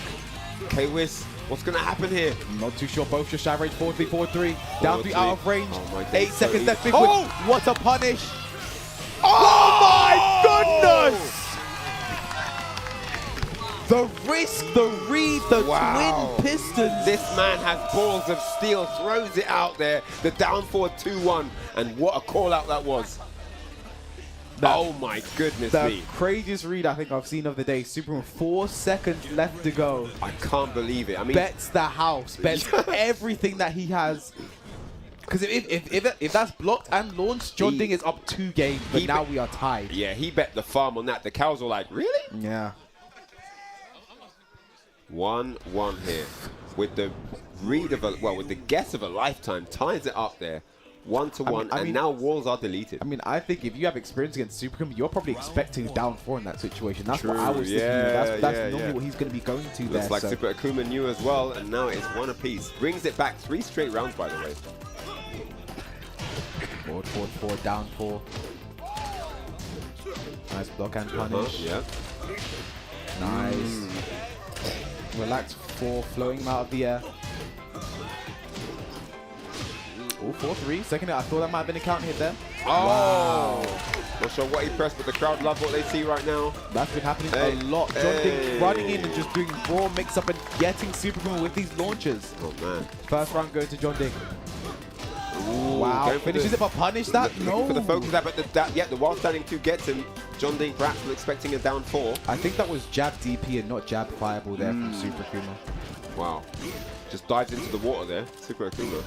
And he's just, where is he going? He is dancing around. Right now.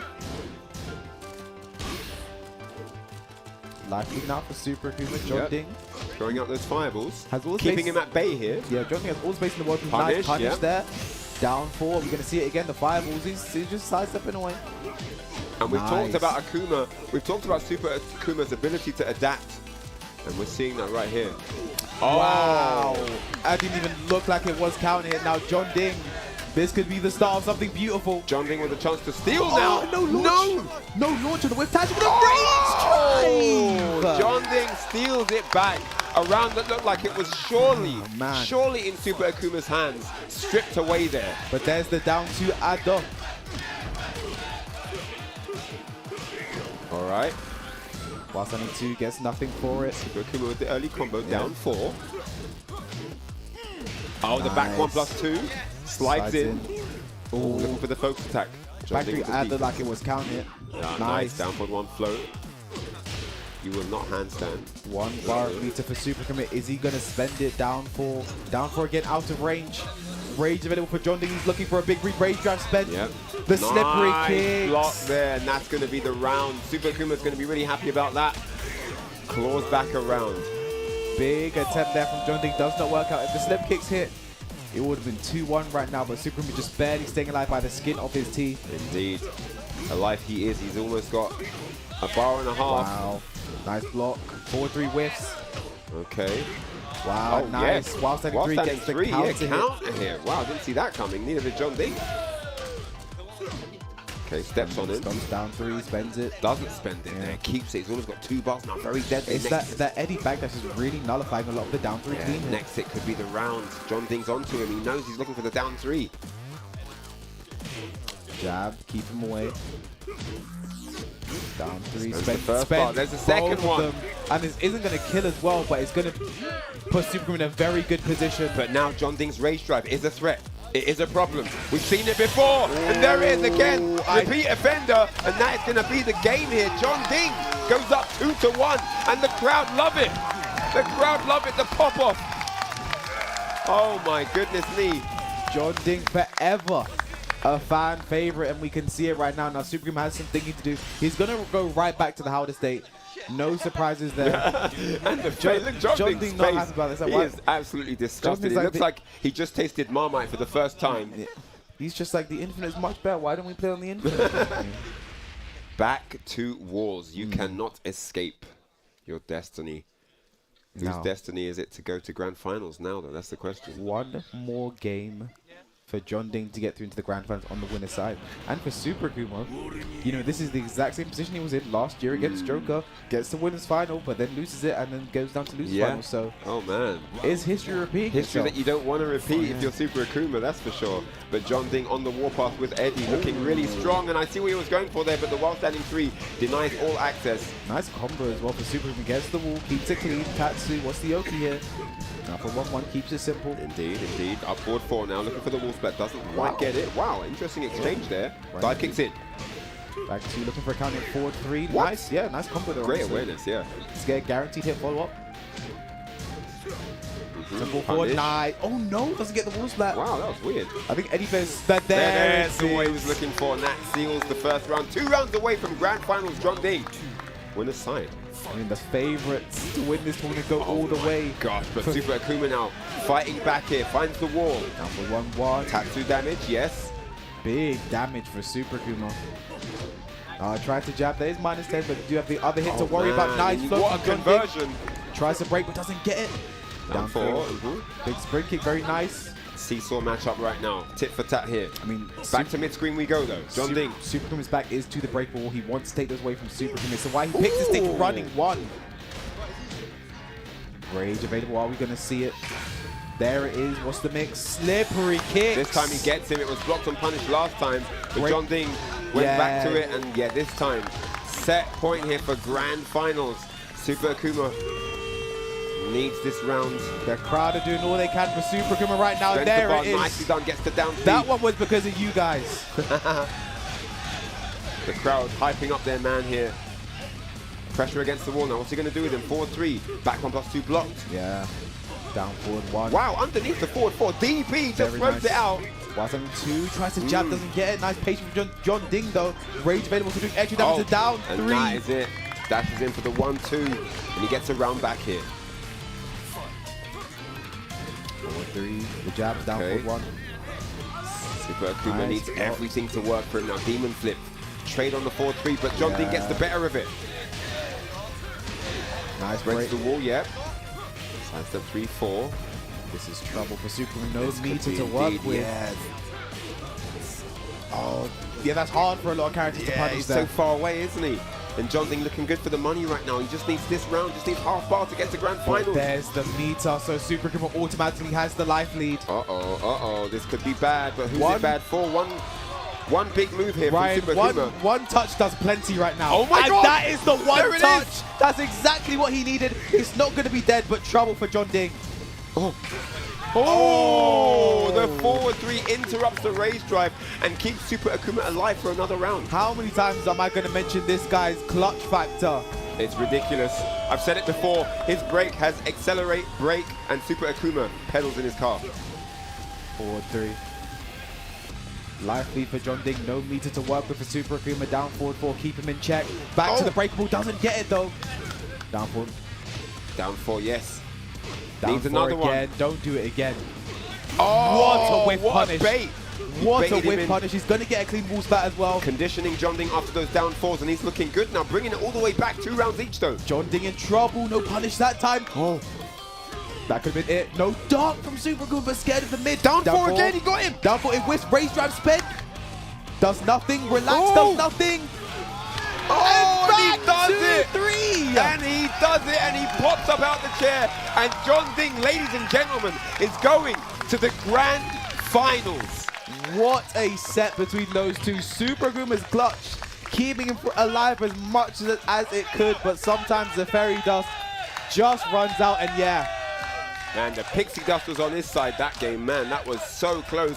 Super Akouma was just shy of tying it up there. Looked like he was going to steal it back because JeonDDing, every single game, was always so close to closing it, but Super Akouma would somehow just get the meter and get the down 3 fireball, close it out. But man, what a clutch comeback there from JeonDDing, who is moving into now the grand finals on the winner's side. I feel like that's penance because Super Akouma very often is the guy that gets the win in those clutch situations. You can't have every single one. Can't win them all. There's only so greedy that you can be. So great showing from both players. Super Akouma, you know, we'll be back. We'll be in the losers final. Guaranteed 3rd place. We're playing the winner of Tetsu and Raef. What's that? So he's got 220 points at least, right? For 3rd place at least. This is the most points he's going to get from a single tournament this year. So yeah, no, big shout outs to JeonDDing though in the grand finals. You saw how happy he was when he won that. That means everything. Having that extra life in grand finals, having that extra set to work with your opponent and adapt to whatever they throw at you, it means everything here. Yeah, so that is going to be it for a short while. We are going to take a short break. When we return, it's going to be that losers semi-final. So you guys do not want to miss that one. We will catch you guys in a short bit.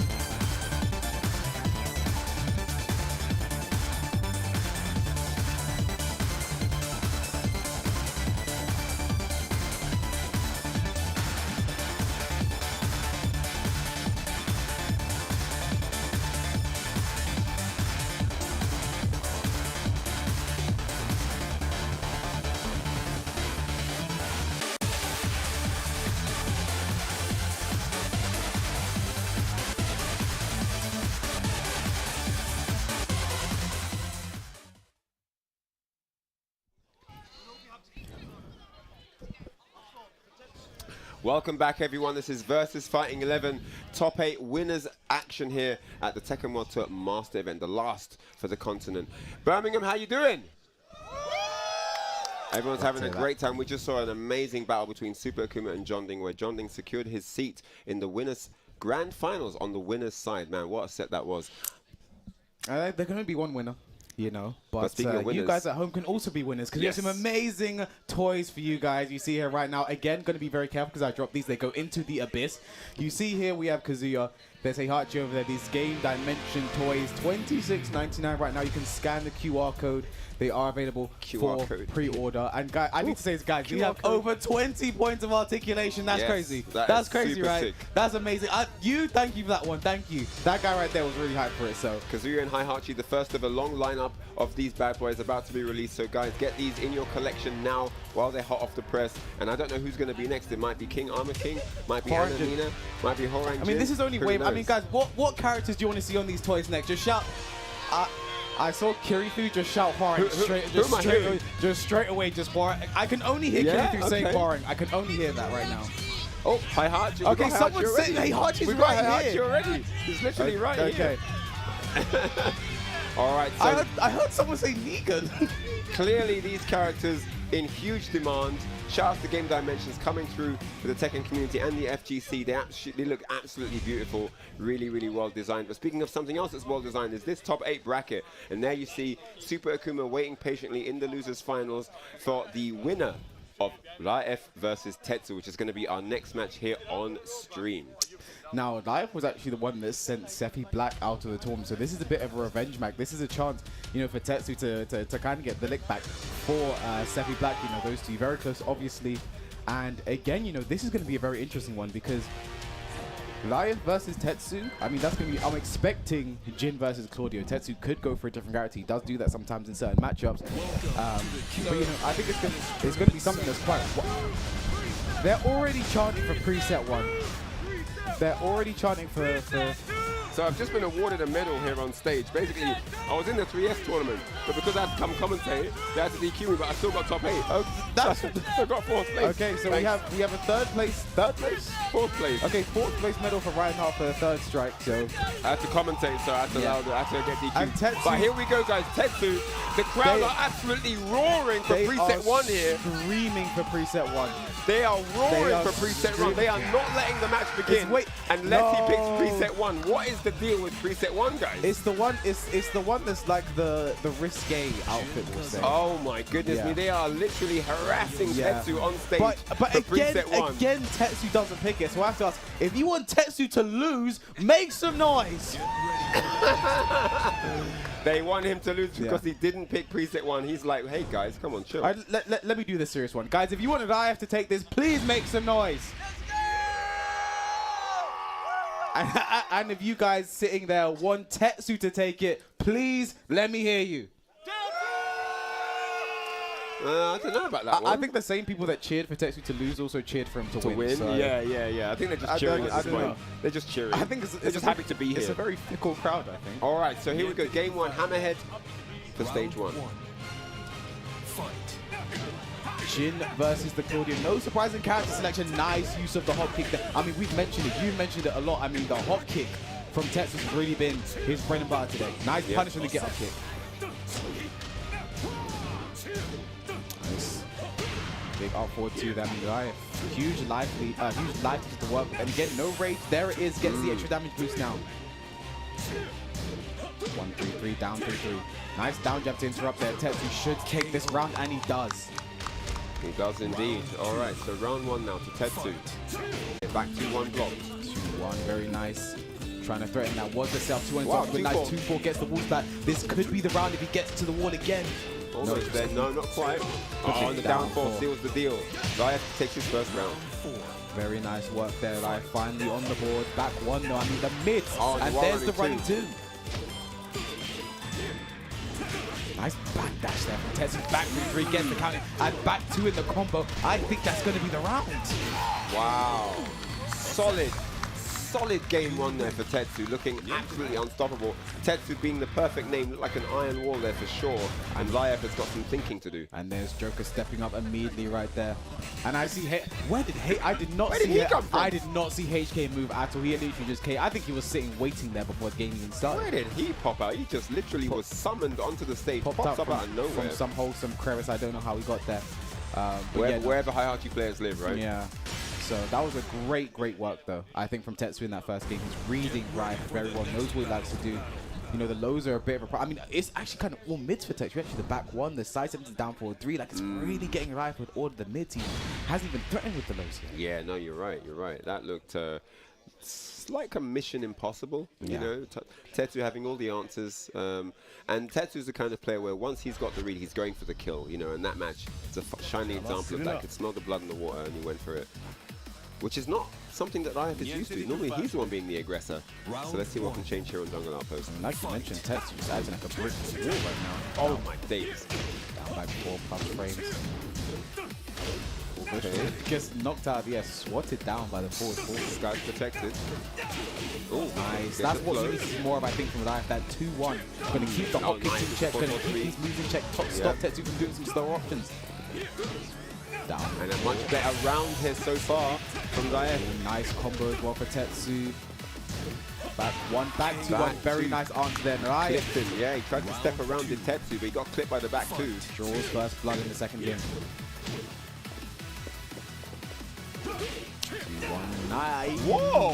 What happened there? Yeah, unfortunate. I think it's the forward motion of the forward 4 just going away from the hot kick there. And nice. Not going to get a combo there yet. No, he was floated. Flip by the side, flip 4. Punish, median line destruction. Shouts to Kane and Trent. 6 punish there. There it is, LLRK. This could be the round. The breakable wall is right there as well. He's going to use it. Yes, he is, just to guarantee the kill. Very nice. Sick. Great turnaround here from Raef, adapting perfectly right now. Tried to sidestep with the back 3, catching him right there. Oh, Nice. catches the whiff punish with that nicely placed hop kick. Step 4 and another hop kick. Goes him in for that one. Baits out the up forward 2. This could be dead as well with the shoulder. Very nice work. Tetsu staying alive in this game. Great flow there from Tetsu in that round, bringing it back 2-1. Man, another one.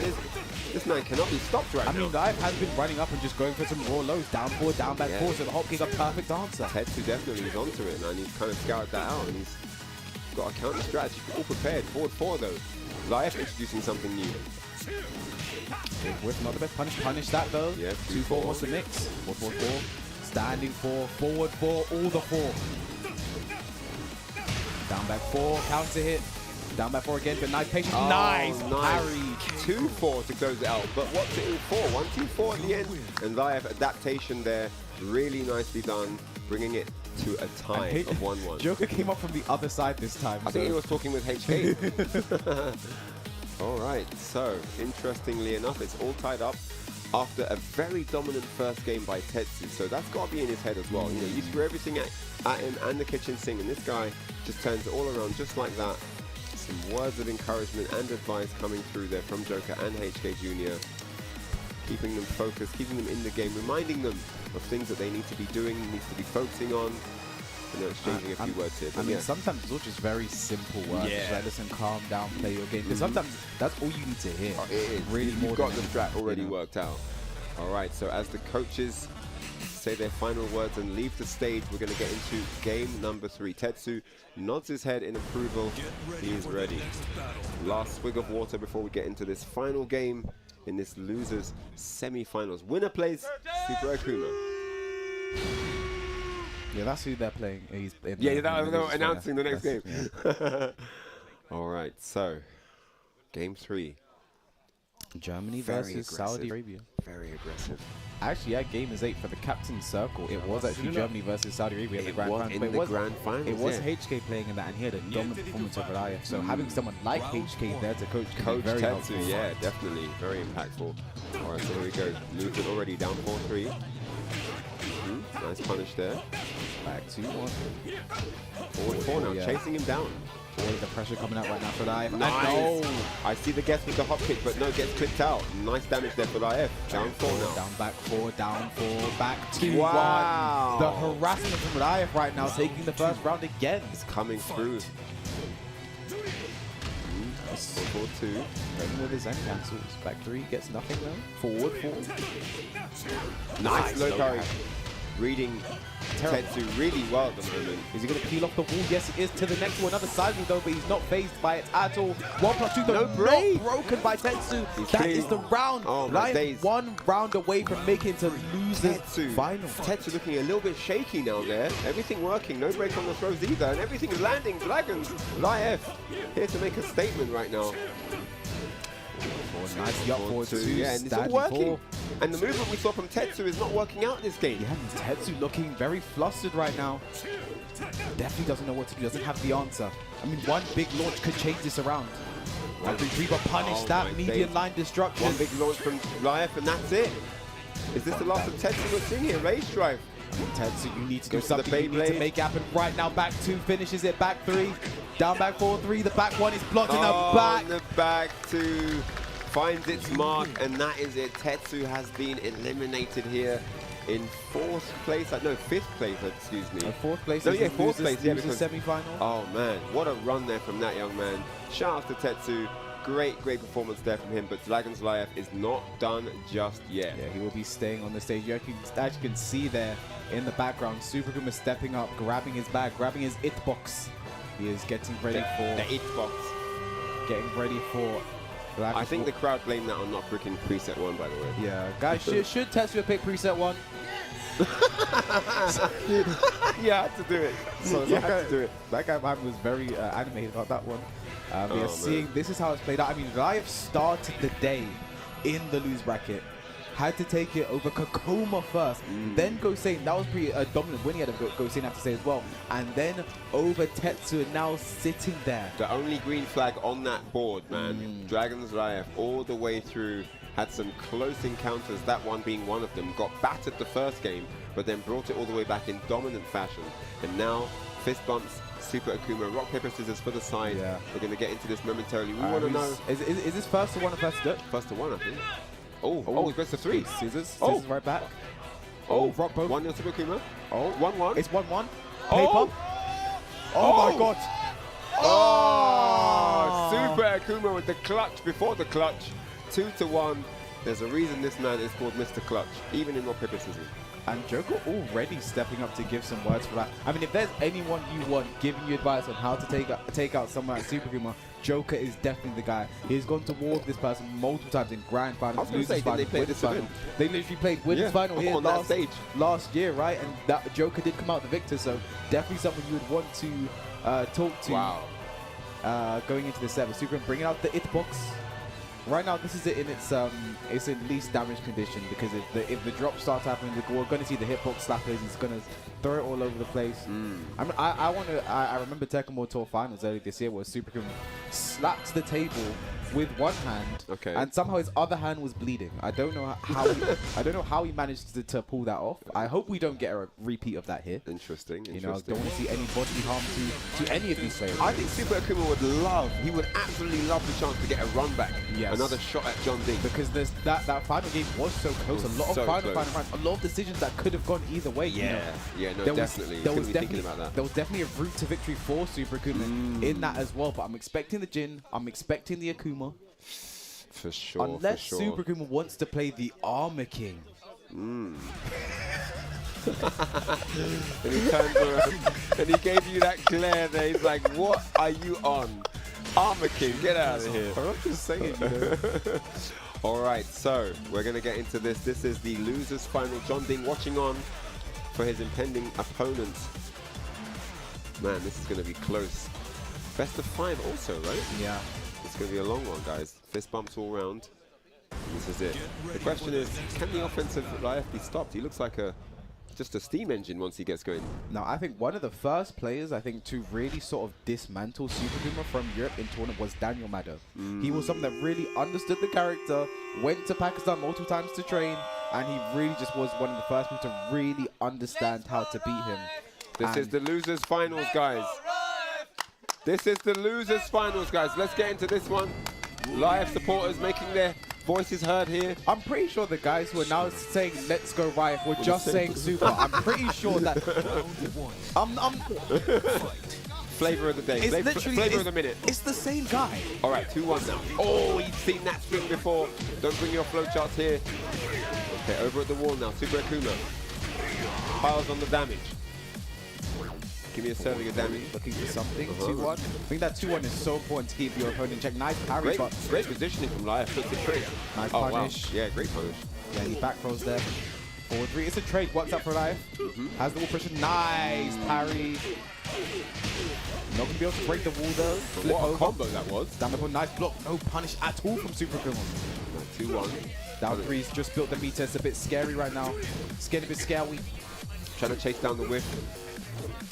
Nice step. Oh, and he hits him out of the back too. Yeah, he was trying to go for the counter here there. Super Akouma. Both of them pressing back 2 there, but that's just a bit faster. Take the first round. 1, 2, 3. Oh, wow. What a punish. Side step into the down 2, but doesn't get all of it. Down 2 at the. Can't leave damage on the table. Forward 3.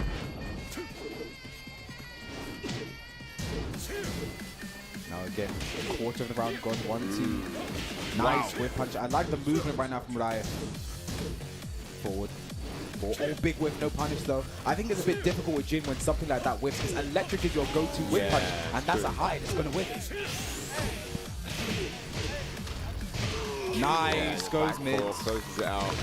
Nicely done there from Mr. Raef. Raef making all the right decisions right now. Yeah, I'd just like to point out, this is his 3rd game in a row he's won the first round. Going back from the set with Tetsu. I mean, the thing with Super Akouma, we've seen him lose the first game a lot and then bring it back. Mr. Clutch adaptation. This right like might be another story like that. Tetsu gets nothing. 1 down 3. Nice. Nothing working. Raef giving Super Akouma absolutely nothing in game 1 there. Nods his head. And Joker is back on stage. I've seen this guy. I've seen this guy so much today. And Super Akouma is not happy about it. He's actually not happy about it. Why? He won. That's. Someone just said, "Let's go, Joker." Let's go, Joker. The crowd love the coaches here. All right, so game 2, no stage change. And Raef continuing where he left off on the offense. Ooh, no punish there, just a bit out of range. Forward 4. And Akouma trying to get involved here. Nothing's working right now. No bar, no counter hits. Back 2 block. Throws out the 4-3.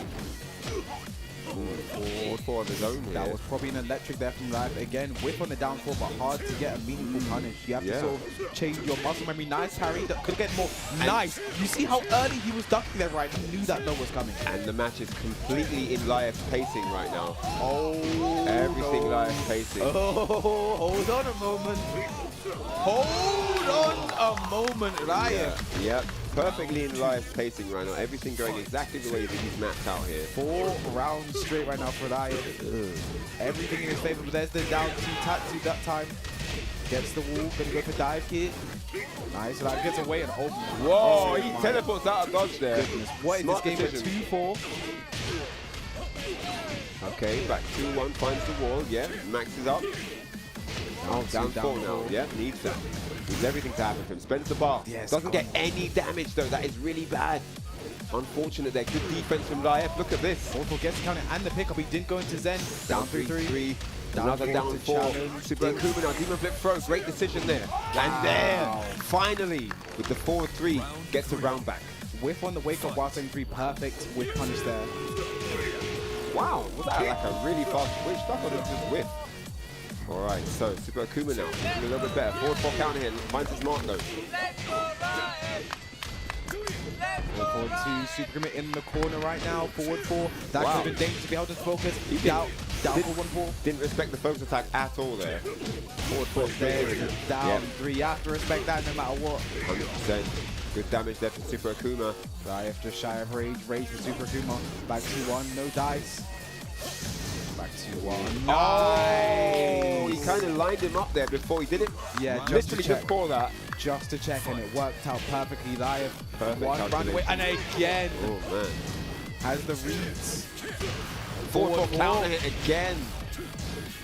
Going mid, gets nothing, spends the meter, and now Super has to make this comeback as honestly as possible. Oh man, Super Akouma not able to create the match he wants here. Down 4. There's a punish. Lias onto him now. He's like, you can't get away with this anymore. And Supercommit in the corner right now. How do you fight out of this? Forward for plus frames. Back to one to challenge. The jab, the down jab to interrupt. Yeah, he's not done yet. And he's almost got a big workout. Tetsu blocked and punished Raef, going up 2-0 over and Supercommit. Joker's back on the stage. What is going on? Is this personal? Oh my goodness me. Blah, blah, blah. Yap, yap, yap, says Super Akouma. And this is Raef now. 2 games to 0 here. I'm not sure what's going on. There's a bit of psychological meta going on against Super Akouma right now. I'm not sure what that's all about. But here we go. Raef back on the offense. Hell sweep now, opening strong, but doesn't get a combo. Forward 4, very nice. Back to 1 second hit clipping Super Akouma. Down 4. Okay. While standing 2 blocks now. Super Akouma missing opportunities for damage, but there's a forward 4 finally. An opening, but no! Again, a drop opportunity. Down 4, big whip, no punish. Wow, throws out the DP. He's had enough. I think he's had enough K-Wiz. He's like, you know what? I'm just gonna get this damage. He's almost got a meter. That could be the round if he uses it. Yeah, I mean, if he does get the life lead. Oh. Back 2-1, and it's just not his day right now. It's just not happening. This is firmly in Raef's favor, and I think for Super, the fact he's not elected to switch stage at goes to character. Say about it, tries to jump over. Gets nothing. But Super Akuma's like, I'm going to stay down for this, but this round is not over yet. A strong breeze would end Raef right now. I mean, look at the... No way. Oh, no way. I mean, we mentioned it a lot. The forward 3 whiff recovery is so good. Perfect move to win that situation. But Raef showing his reactions are locked and loaded. Okay, so Super Akuma gets the round back here. Down 3, nice. Spends the meter, very nice. Yep, over to the wall we go. Tetsu hits him out, get up kick. All the lows looking like a much better shape of Super Akouma. Yeah, punish that. Very good, -13, and the wall is right there as well. Nice pick up as well. What's the mix? Goes mid, gets nothing. Down 4-2 into nothing. Super Akouma now in. EX air fireball. And that is a great counter there. Gets a second round for himself. This is brilliant stuff now. Great conversion there from Super Akouma. The block and I mean, that's the thing. When Super Akouma is up, but he has no meter, he is known for taking those risks. Yeah, he wants to maximize on the opportunity, but it didn't pay off there. There's a Shakunetsu. Raef backs up for space. Great read to start the round from Raef. Baits the focus attack, holds it long this time, air fireball. 4-3. And pokes away now, looking for the opening. Oh no, ducked it, but he didn't get a punish. Wasn't quite ready to see that happen. Back 2 this time, gets a counter hit off it. And this combo should build meter as well. But if I'm him, I'm actually going to keep the ball. Guess for game now. Guess for game here for Raef. Guess again. You guessed wrong, and just like that, Super Akouma is finally going to get onto the board. And I'm expecting Joker to come up. I'm expecting various. Joker's back, the slow walk. The slow walk on stage. Super Akuma's got enough to deal with the match already without the extra coaching. Hello. They are cheering for Joker. They are cheering for Joker right now. I want it to go to 2-2. I wouldn't want to give him a chance to get back into it, but he gets a chance to see if the walls are going to still help him out, but Infinite is normally the choice against Akouma, so he has gone for the Infinite is yours. So yeah, that's exactly what he was thinking. And try how the Infinites. He's seen how the walls have gone for 3 games. Yep. It has been in his favor. So let's see how the Infinite goes. Again, Super Akouma used to this stage because so many people pick the Infinite against him. So he's ready for it. No, for sure. This gives Super Akouma an opportunity to vary the strategy a little bit more while they're on the walls. Let's see though. It might favor Raef even more here. 2-1-4. And flips in. And the crowd are singing the melody. They're singing Infinite as well. You guys are great. I love this. Oh, I love it. You know what isn't great? Live Focus attack. attack. Yeah, level 2 in your face. And again, Super Akouma is going to end a lot of combos with Tetsu and the fireball to run in and take that mix up. Yep, definitely. Because Infinite stage. Nice punish there, forward. Down, back, forward. 2-1. Down, forward, 1. Forward. Punish that. Guaranteed, yeah. Down, forward, gets if it, round. Yeah. Oh, speaking of winning the round, looks like he's got this one secured. The demon flip chop. Alright, so Super Akouma now ever threatening with that bar, and there it is, gets to confirm. Now demon flip. This isn't going to be dead, but it's one more mix for Raef. Rage available, looking for hotkey, looking for something. I mean, Oh I feel a hell sweep coming on. I don't know about you. It could happen. What a block! Oh, great block, but not enough there. If that was down 4, that was the punish, but unfortunately was down 3. Yep. Smart decision there from Super Akuma. 2-1, they're down for 1 to challenge. Super Akuma's close to building meter. Nice punish there, not worried about the last hit. Sending 4-4. Okay. Down 3 again, but nice patience from Raef does not get caught. Yeah, he knows Super Akuma's got that bar and he's looking to use it as soon as he can. Catch a limb or a straight button. Down to drops it, and that's exactly what you should do. You should always duck in that situation just in case they drop it. Yeah. Back to 1. Close the back 2-1. Moves back into set point to move into our grand final. Super Akuma last chance saloon perhaps. Yeah, oh my goodness me. In what started as a winner's bracket run here has turned into potential 3rd place if he can't get this round and stay in it. This is exactly what happened last year. Super winners final, go to lose final, loses there as well. So Demon Flip throw though, it's not over yet. He's not going Super down with that Akuma fight. Fighting back, 1-1 back, 2 blocks. Oh, the trade. That could have been dead. Oh, wow. That was intentional, but that was. And he spends the meter on it. And this is good damage here for Super Akuma. He's going to get a mix-up after this. What's on the menu? 4-3. 4-3. The jab, forward. Then another bar of meter. Spends it. Drops it forward. What can you do right now? If you make this comeback, you can. Gosh. Oh, and the 4-3, and he jumps up out the chair. Headset comes off. I think he apologized for the shit. What did he do? Did he hit him? I think he might have hit him when he jumped out. I think he hit him accidental. He was just so excited to win. He accidentally hit Raef there, but it wasn't deliberate. And yes, it is 2-2 now. Joker stepping back up again. And now this is going to be the final game. And for Raef, I think the stage choice is going to be so important. He's seen how the Infinites played out. He has definitely seen how the Walls have played out. You know, this next choice could be tournament deciding. This is different between 3rd place and 2nd place.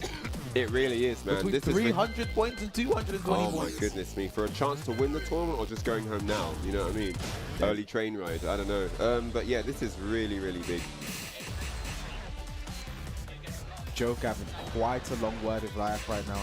And the last time we're going to see him on the stage, for now anyway, if Raef gets to grand final, I'm sure we'll be seeing more of Joker. Okay, guys, so this is it. It is 2-2.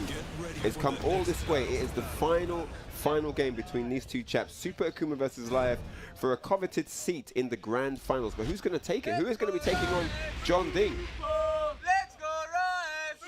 Okay, we've got a crazy remix now in the crowd. We've got a Super Akuma chart ending with Let's Go Raef. Wow, this is insane. I love it. I love it. Versus Fighting 11 is everything and more. Let's get into this. Losers final game here. Go Raef. Alright, 1-3. Starting aggressive again. Raef doing what he's known for while turning to counter hit though. Gives Akouma the combo. And we've got K-Wiz sitting in silence here. I'm just enjoy from this nice track for there. Alright. Alright. Sweep Tetsu. Yep, DP. 2-1 gets nothing down to. No meters are not the scariest option right now. 4-2, 4-4, looking for something lively for Super Akuma. 5-2-1, trying to get a win punch from the fireball, down 4. 1-2-4, doesn't get anything, down 3, has the meter to work with. 4-4 gets the counter. Now this isn't going to be dead, but it's going to be such a good position for Raef. Hang on a second, this isn't over yet. K-Wiz. What's up, block? He spends the ball, he just goes into the Tetsu, he commits all the way. And the Tetsu finds his mark. Super Akuma takes round 1. I mean, that's like the problematic thing about the down 3 focus attack is you dash it, you still get a free mix-up again. So, gets the game twice back-to-back. Raef unfortunately gets wrong. Super Akuma, I think that's his first time winning the first round. Gets a float there. Raef now looking good here for this round. Taking over half bar, back 2-1 block. Akuma up now. Nova, another back 2-1. Stops him in his tracks. Super Akuma just shy of Rage right now. Literally one more. A tickle. A tickle one more on the tickle for Rage and one more bit of meter for a bar here. Yeah, he's got everything coming. Wow. Well, he's got a 4-4-2 coming, that's for sure. And the back turn down 4. And Raef now ties it up. This is so close. I think Jin has a lot of moves that advance him forward, like the back 2 and the forward 4. So he's actually going over the. He's going through the demon pit, end up so behind right, the yeah. 4-4-2, back 2 and it all moves forward. You're absolutely right, yeah. Okay now. Super Akuma looking for an opening to spend that meter. Forward one, forward, back 2-1. Oh, Oh, wow. looking for the punch back. He wants out, gets the counter hit again. Not going to be dead, but a good situation for Raef. Back 2-1. What's the Oki plus frames on the forward? Shakunetsu. I mean, is it enough? I mean, he has the meter. One touch. One touch, but that's not it. Okay, that's the one. That was the one that he's looking for. Yeah. Spends the Rager. Again, if you're Raef, you're going to be a bit salty about that one. He had that round. He knows he had it. Oh, mate, this is set point here for Super Akouma to get a run back versus JeonDDing. Now Raef, he really has to go in now. Superman has no meets to a nice spot, but no punish at all. That is Lord Raef. Is he crumbling in the losers final here? Oh my goodness me, it's under a wall of pressure right now. Cannot lose a single round here. Oh, there's the F5 back 4 as well to boot. Oh, and he baits him in there as he backdashes. Great timing there from Super Demon Flip chop. Raef in trouble right now. K-Wiz, this might be the end. There's the meter. He's got a bar as well. Runs in, down 2. All the damage he can get right now. Last, and the EX Tetsu, what a gamble. And it makes its mark. Super Akouma is going to grand finals. Big shout outs to Dragon's Raef though. A massive, amazing performance from that man from Saudi Arabia. Great run there. He's going to go home with 3rd place here at VSFighting 11. But the man of the hour, Super Akouma, is going to be meeting JeonDDing in grand finals. I mean, what a great performance today, you know, from Raef. But at the end of the day, what is a dragon going to do against a demon? Yeah, you know, very good that question. kind of performance there from Raef was amazing. But guys, please make some noise for Raef. Excellent run in this tournament. Big round of applause for Raef, please, everyone. All the way from Saudi Arabia. Shouts to him. Great performance. Ends in 3rd place. But now it's going to be the run back. Oh my God, it's happening. It's actually happening. I wasn't sure we were going to see it, but we are. The closest of winners semi-finals that we saw, winners finals that we saw, 3-1. I'm not sure 3-1 tells the story. I feel like it was closer than it. It doesn't. I think almost every single time, final round, it came down to a clutch decision on either player's part. So it doesn't really tell the full tale. Yeah. There you see the carnage on your screen that's happened throughout this entire top 8. Crazy stuff. JeonDDing losing only 1 game here in the top 8, and he is in the grand finals on the winner's side. Super Akuma's got a mountain to climb for sure. I just want to say how impressive it was as well that Super Akuma went down those first 2 games pretty fast. I have to say, Raef was dominating. The fact that he still managed to rally back and then win those 3 games in a row. This is what I was saying. He's hungry for that run back, man. He wants it. I think that clutch gene is just something that is embedded. Okay, they're now cheering for us. Thank you guys. Thank you. This tune is nice. Thank you guys. Thank you guys so much. Yo, guys, give yourselves a big round of applause for being here. Come on. Thank you guys. What would the show be without you guys? Thank you guys so much. Tekken World Tour Action Master Event. 400 points on the line. I don't know who's going to grab them. It's either Super Akouma or JeonDDing. We're going to find out momentarily. But guys, it's going to be the grand finals. If you think you want JeonDDing to win, make some noise. Okay. Not bad. If you want Super Akouma, the clutchest of clutch players of all time to win, make some noise. I don't know how to measure those supers. It's because Super's like a lower octave. Yeah. So it doesn't sound as loud. It doesn't give you the right decibel level to match versus the JeonDDing charm. But we're going to get another one of those later on. I've got Yuki, the big boss, shouting at me in French. I don't know what he said. I don't know what he said, but there. Oh, there it is. Look at the man, JeonDDing. All the way from, well, technically he came all the way from Japan because he went from Korea to Japan. Yes. Won a dojo event and now sitting in our grand finals on the winner's side. Indeed. Looking to go home with this one dominantly. And there is his opponent. All the way from France. Mr. Clutch himself, Super Akouma, who just took out Dragon's Raef to be in this position. And he has a chance now to get the run back he always wanted in this top 8 versus JeonDDing, who put him in losers to begin with. I think one thing that's really impressive about JeonDDing, we're going to see his points pop up at some point on the bottom. I believe he's in 7th place.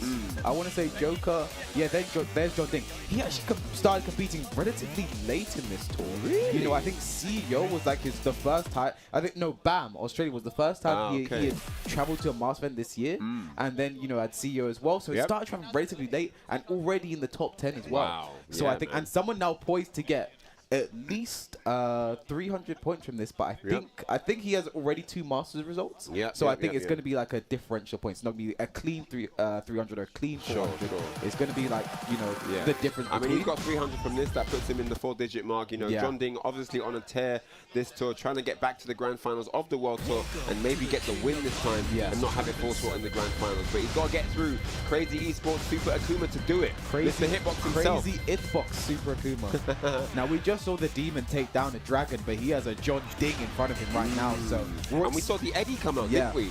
Oh wait, no, JeonDDing's hovering Akouma. He's doing, oh, never mind. He's going to the Eddie. I'm sure the crowd want to see Eddie as well. You know, I think no one really wants to see Julian. Yeah, I don't know. All right, the headsets come on, guys. This is it, the last game of VSFighting 11. Let's get into it. JeonDDing versus Super Akouma. I wondered what they were saying for the longest time. They're saying Edward. I don't know, man. Edward Woodward, Edward Scissorhands. Your pick's as good as mine. Is his full name Edward Gordo? Is that his full name? Edward Gordo. They wanted to see him. Throwing the governments in there. Man said Edward Gordo. All right, let's get into this one. I don't know what happens if you type in Edward Gordo in Google search images. I wonder. Battled back and again. 3-1 in the winners final. I'm expecting. Super Akouma needs a strong start. He's in the losers bracket. He needs a strong start here. Now big likely right now for Super Akouma. Oh, just short of the whip punish there. Doesn't finish it. I think he was aware. Back 4, okay. Oh, he gets caught with the down 4, 3-4 now. And JeonDDing explodes into action here. Clean wall splat as well, could be a big chunk of damage. Eddie recently getting a new. Oh no, 4-3, not the answer there. Slippery gets whipping, nice flow. Running 3 plus frames. Indeed. Life lead for JeonDDing, but he has meter. Oh, up forward 4 clips him out of his movement there. Counter hit as well. Nice low parry. Is he going to go for the rage art here? I think he should. Oh no! Okay. But it doesn't matter. The while standing 2 lands. He gives Super Akouma the first round. You can argue it was a waste of meter, but he still gets the first round. That's all that really matters. Definitely a misinput there from Super Akouma, but he has to let that one go. Or else he's going to get frozen. Like Elsa. Oh! Nice. Hey.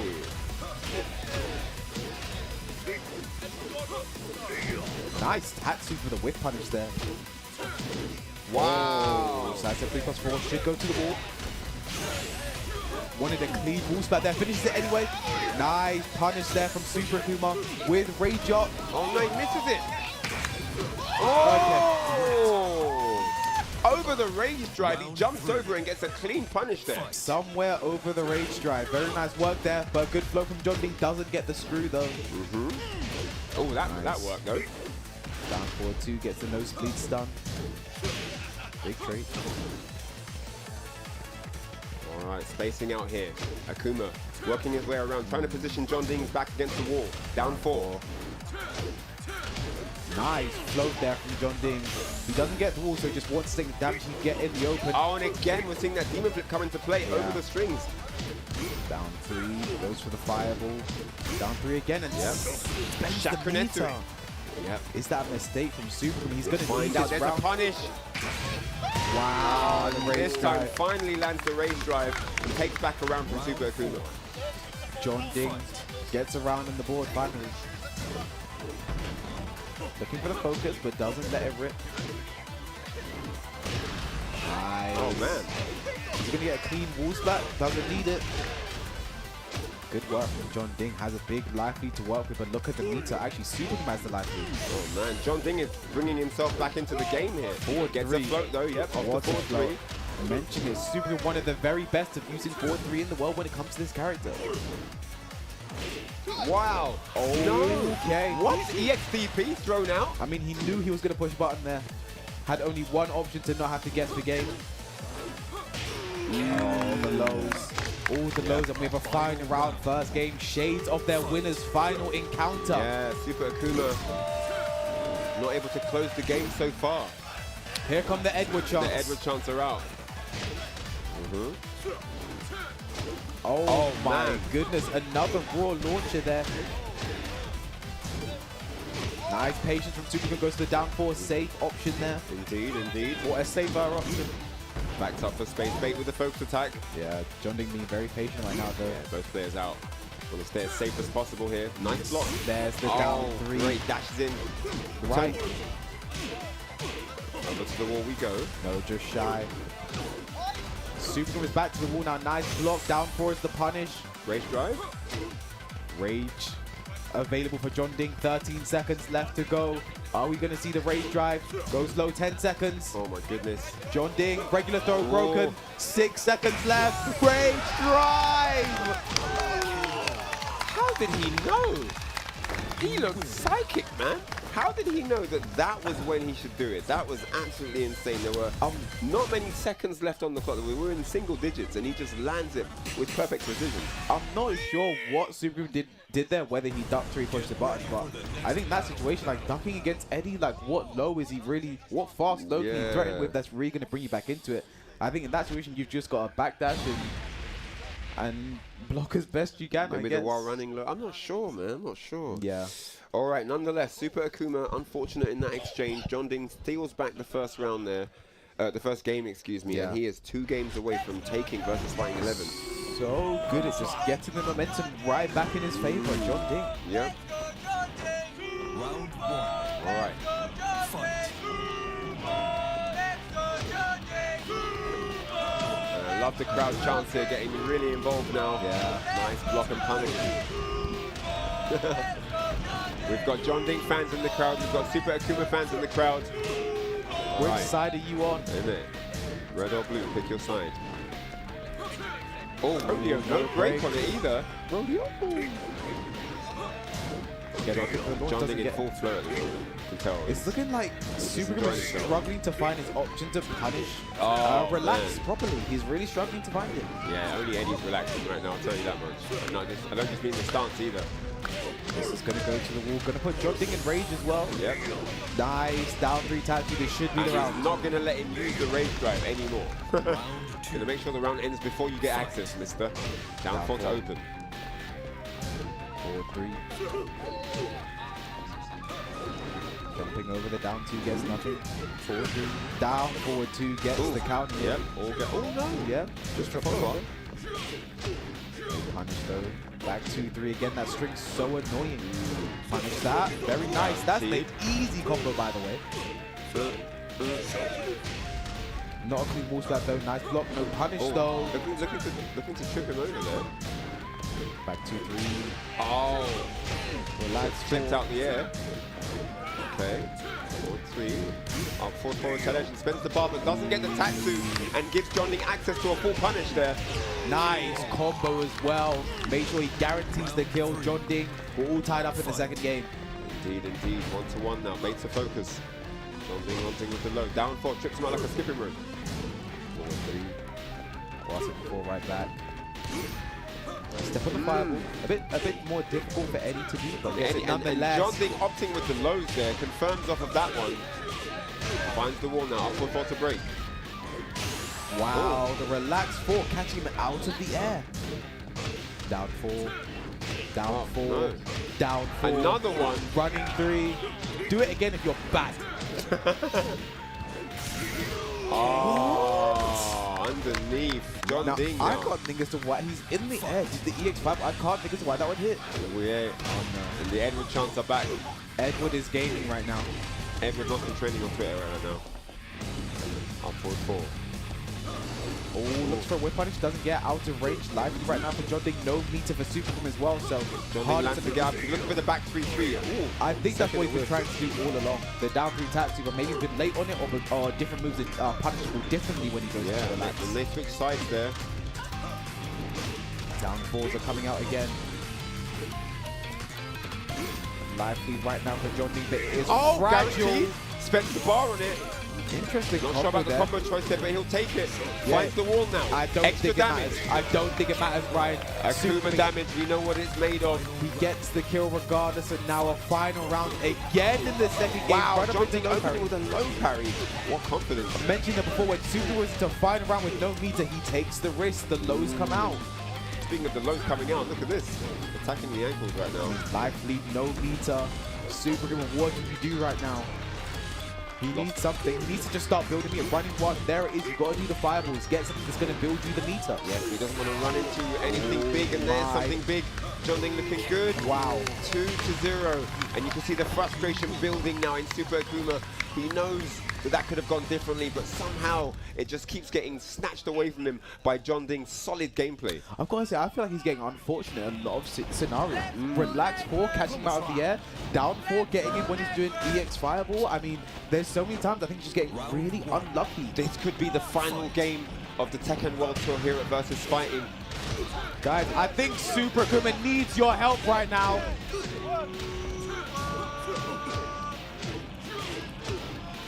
Oh my goodness, he's all over him. K-Whisk, he's all over him. He's not letting him breathe at all. 4-3 getting away, downward 1-2. I mean, this kind of comeback's going to be so hard to make. Oh man, JeonDDing, the Eddie pick really working out here. And there's another low parry. He's starting to smell out these reads. He's got it. He's in his head right now. He really understands exactly what kind of gameplay he's going for. Oh, down 4 though. This time he gets when it. he's going for, when he's conquering the down 4, Nice. Nice jump in there. That was so sick, perfectly timed over the low. This is a good bit of damage to Super Akouma. Got him pinned down against the wall though. Oh wow, JeonDDing fighting back. Down 4, nice punish. Yep. Over the wall, setting 4, and the nice. I think that's the best he could have got there as a combo there. And again, the down 3 Tetsu. I just don't think that's the correct power punish crush in that situation. Yep, super ready now. JeonDDing goes out on the prize. Super Akouma in some serious trouble right now. Even though JeonDDing has the life, if he wins this round. Yeah, this is going to be bad news for Super Akouma. I don't want to speak it into there's the existence. race drive. He blocked that for dear life. Goes mid, 15 seconds left to go. Down 4 again, takes the risk. Oh, nice block. Down another 4. one. Forward 3 again. Forward 3. He's not going to go 7 low again. seconds. There's the air fireball, 5 seconds. I don't know how Eddie makes this comeback. I just could. That No, was probably not without Rage Art. That was the only way Eddie does make that comeback if that launches. But Super Akouma learned his lesson. He's not going to duck again. Very patient close there from Super Akouma. Spencer Bart doesn't get any health off it though. Yeah. There's the rodeo escape this time. Breaks it. Down 4. Demon flip chop. Nice break again on the rodeo. Get off me. JeonDDing being very persistent right now. Regular throw broken. The throws all reacting coming to out. everything. I think JeonDDing is beaming with confidence right now. Yeah, we can see it in his play. You can see victories in his grasp. But Sweet Tetsu says, no, not yet, mate. Oh, down 4 with punish. Beautiful. Nice block. Another down 4. Down 4. We're seeing a lot of them. Yeah. And he's slowly conditioning JeonDDing to respect the lows here. Claws back yet another round. Super Akouma not out just yet. I mean, we just saw him make a 3-game comeback against Lion. Oh, he can do it. Can he do it one more time? I think JeonDDing knows the threat. Nice. Down 3 Tetsu. Back rolls to wake up. Down 4 again. Forward 3 going mid this time. Not wanting to test his luck too much. Super Akouma suddenly on death's door, just come alive right now. Yeah, down 4. Forward 4. Backs up now. I mean, this completely controlling all the space momentum now. Super Akouma looking good. And that's a classic setup there from JeonDDing. Gonna break the wall, take it away from Super Akouma, goes low for the follow-up. About even on life, but there it is. This could be the round. And there he it takes is. it, and Super Akouma finally gets a game for himself here in the grand finals. He's got a long way to go, of course, but fighting back from the losers bracket. And Kkokkoma stepping up. Yo, Kkokkoma on stage. What's going on? I feel so bad for Super Akouma right now. Yo, every time he plays, he's got the most premium coaches gunning against him. He has a top tier coach running up to him every single time. Kkokkoma ran on the stage like he was playing, like he was racing against Usain Bolt in a 100-meter rally. And I think he won, to be honest. I think that looked like he won. He ran on that stage kind of rapid. I kind of almost want to Why does everyone want him to lose? I kind of want to go up and coach Super Akouma, to be honest. I feel like he needs one at least. He's fought so hard to be here. Why is everyone trying to get him out of the tournament? What's going on? Kkokkoma returns to the spectator's chair. And I don't know what he told JeonDDing, but let's see what happens here. We've got no walls back again. And man, before Kkokkoma ran up, I was about to say, Super Akouma has to win the next 2 games to get the reset, both on Infinite. Wow. Because JeonDDing now gets the stage choices if Super Akouma continues to win. So this is really an uphill battle right now for Super Akouma. But we've seen him, we saw him just do it. Parry. No! Misses the combo completely. Okay, Sweet Tetsu though, stays with the advantage. You have to let that go out of your mind. Forget about it and keep moving forward. Okay, nice float there on the offense. Super Akouma looking good at the moment. He'll take that. Doesn't run in, chooses the fireball. JeonDDing with the evasion. Spacing out here. Back the 3-3. confirmed. The back 3-3 counter hit. Very nice counter confirmed. Really big damage. Gives JeonDDing the life lead now, but counter hit right back. Slaps him in the face. Okay, runs in behind it. Yeah, cross chop. Down 3, nice block. Yeah, that was really important block. And there's the red drive. Equally good block there. And there's the wild standing too. The defense showing here for Super Akouma. Honestly, great defense on both sides, you have to say. Down 4 to hit the relax. Nice wow, work. what a conversion. Very nice work there from JeonDDing. Keeping the combo simple as well. Spring oh no, that was so unfortunate. The wild standing 1-3 clicks him off the whip spring up. And look at this life for JeonDDing on the infinite. He doesn't have to do anything. He's riding on it right now. He knows it. Oh, he gets the ultimate tackle though. Every single punch as well. You know those hurt.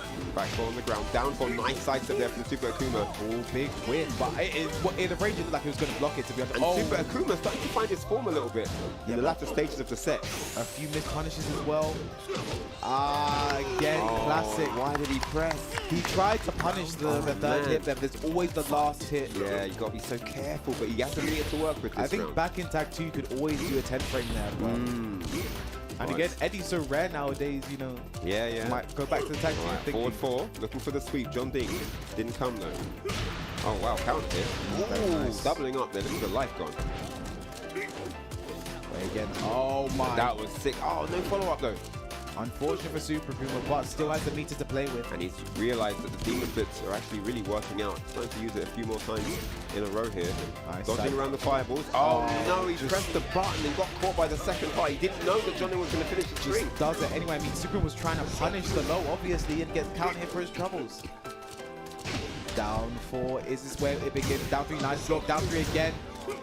Has the meter though with a backdash away. This is trouble. 10 seconds left. Finish the punish. Minus 14. Rage up right now. This is smart. Stop the clock. Take the damage, and he has meter to work with Ryan. Hang on a second. Is that gonna? That's not it. No, it's not gonna kill. over yet. It's not gonna kill. There's 7 seconds, and JeonDDing has rage. Oh my goodness. JeonDDing. JeonDDing, what an option, what a read, what a rage up right back, and he's now on tournament point for VSFighting 11 to take the master event right here, right now.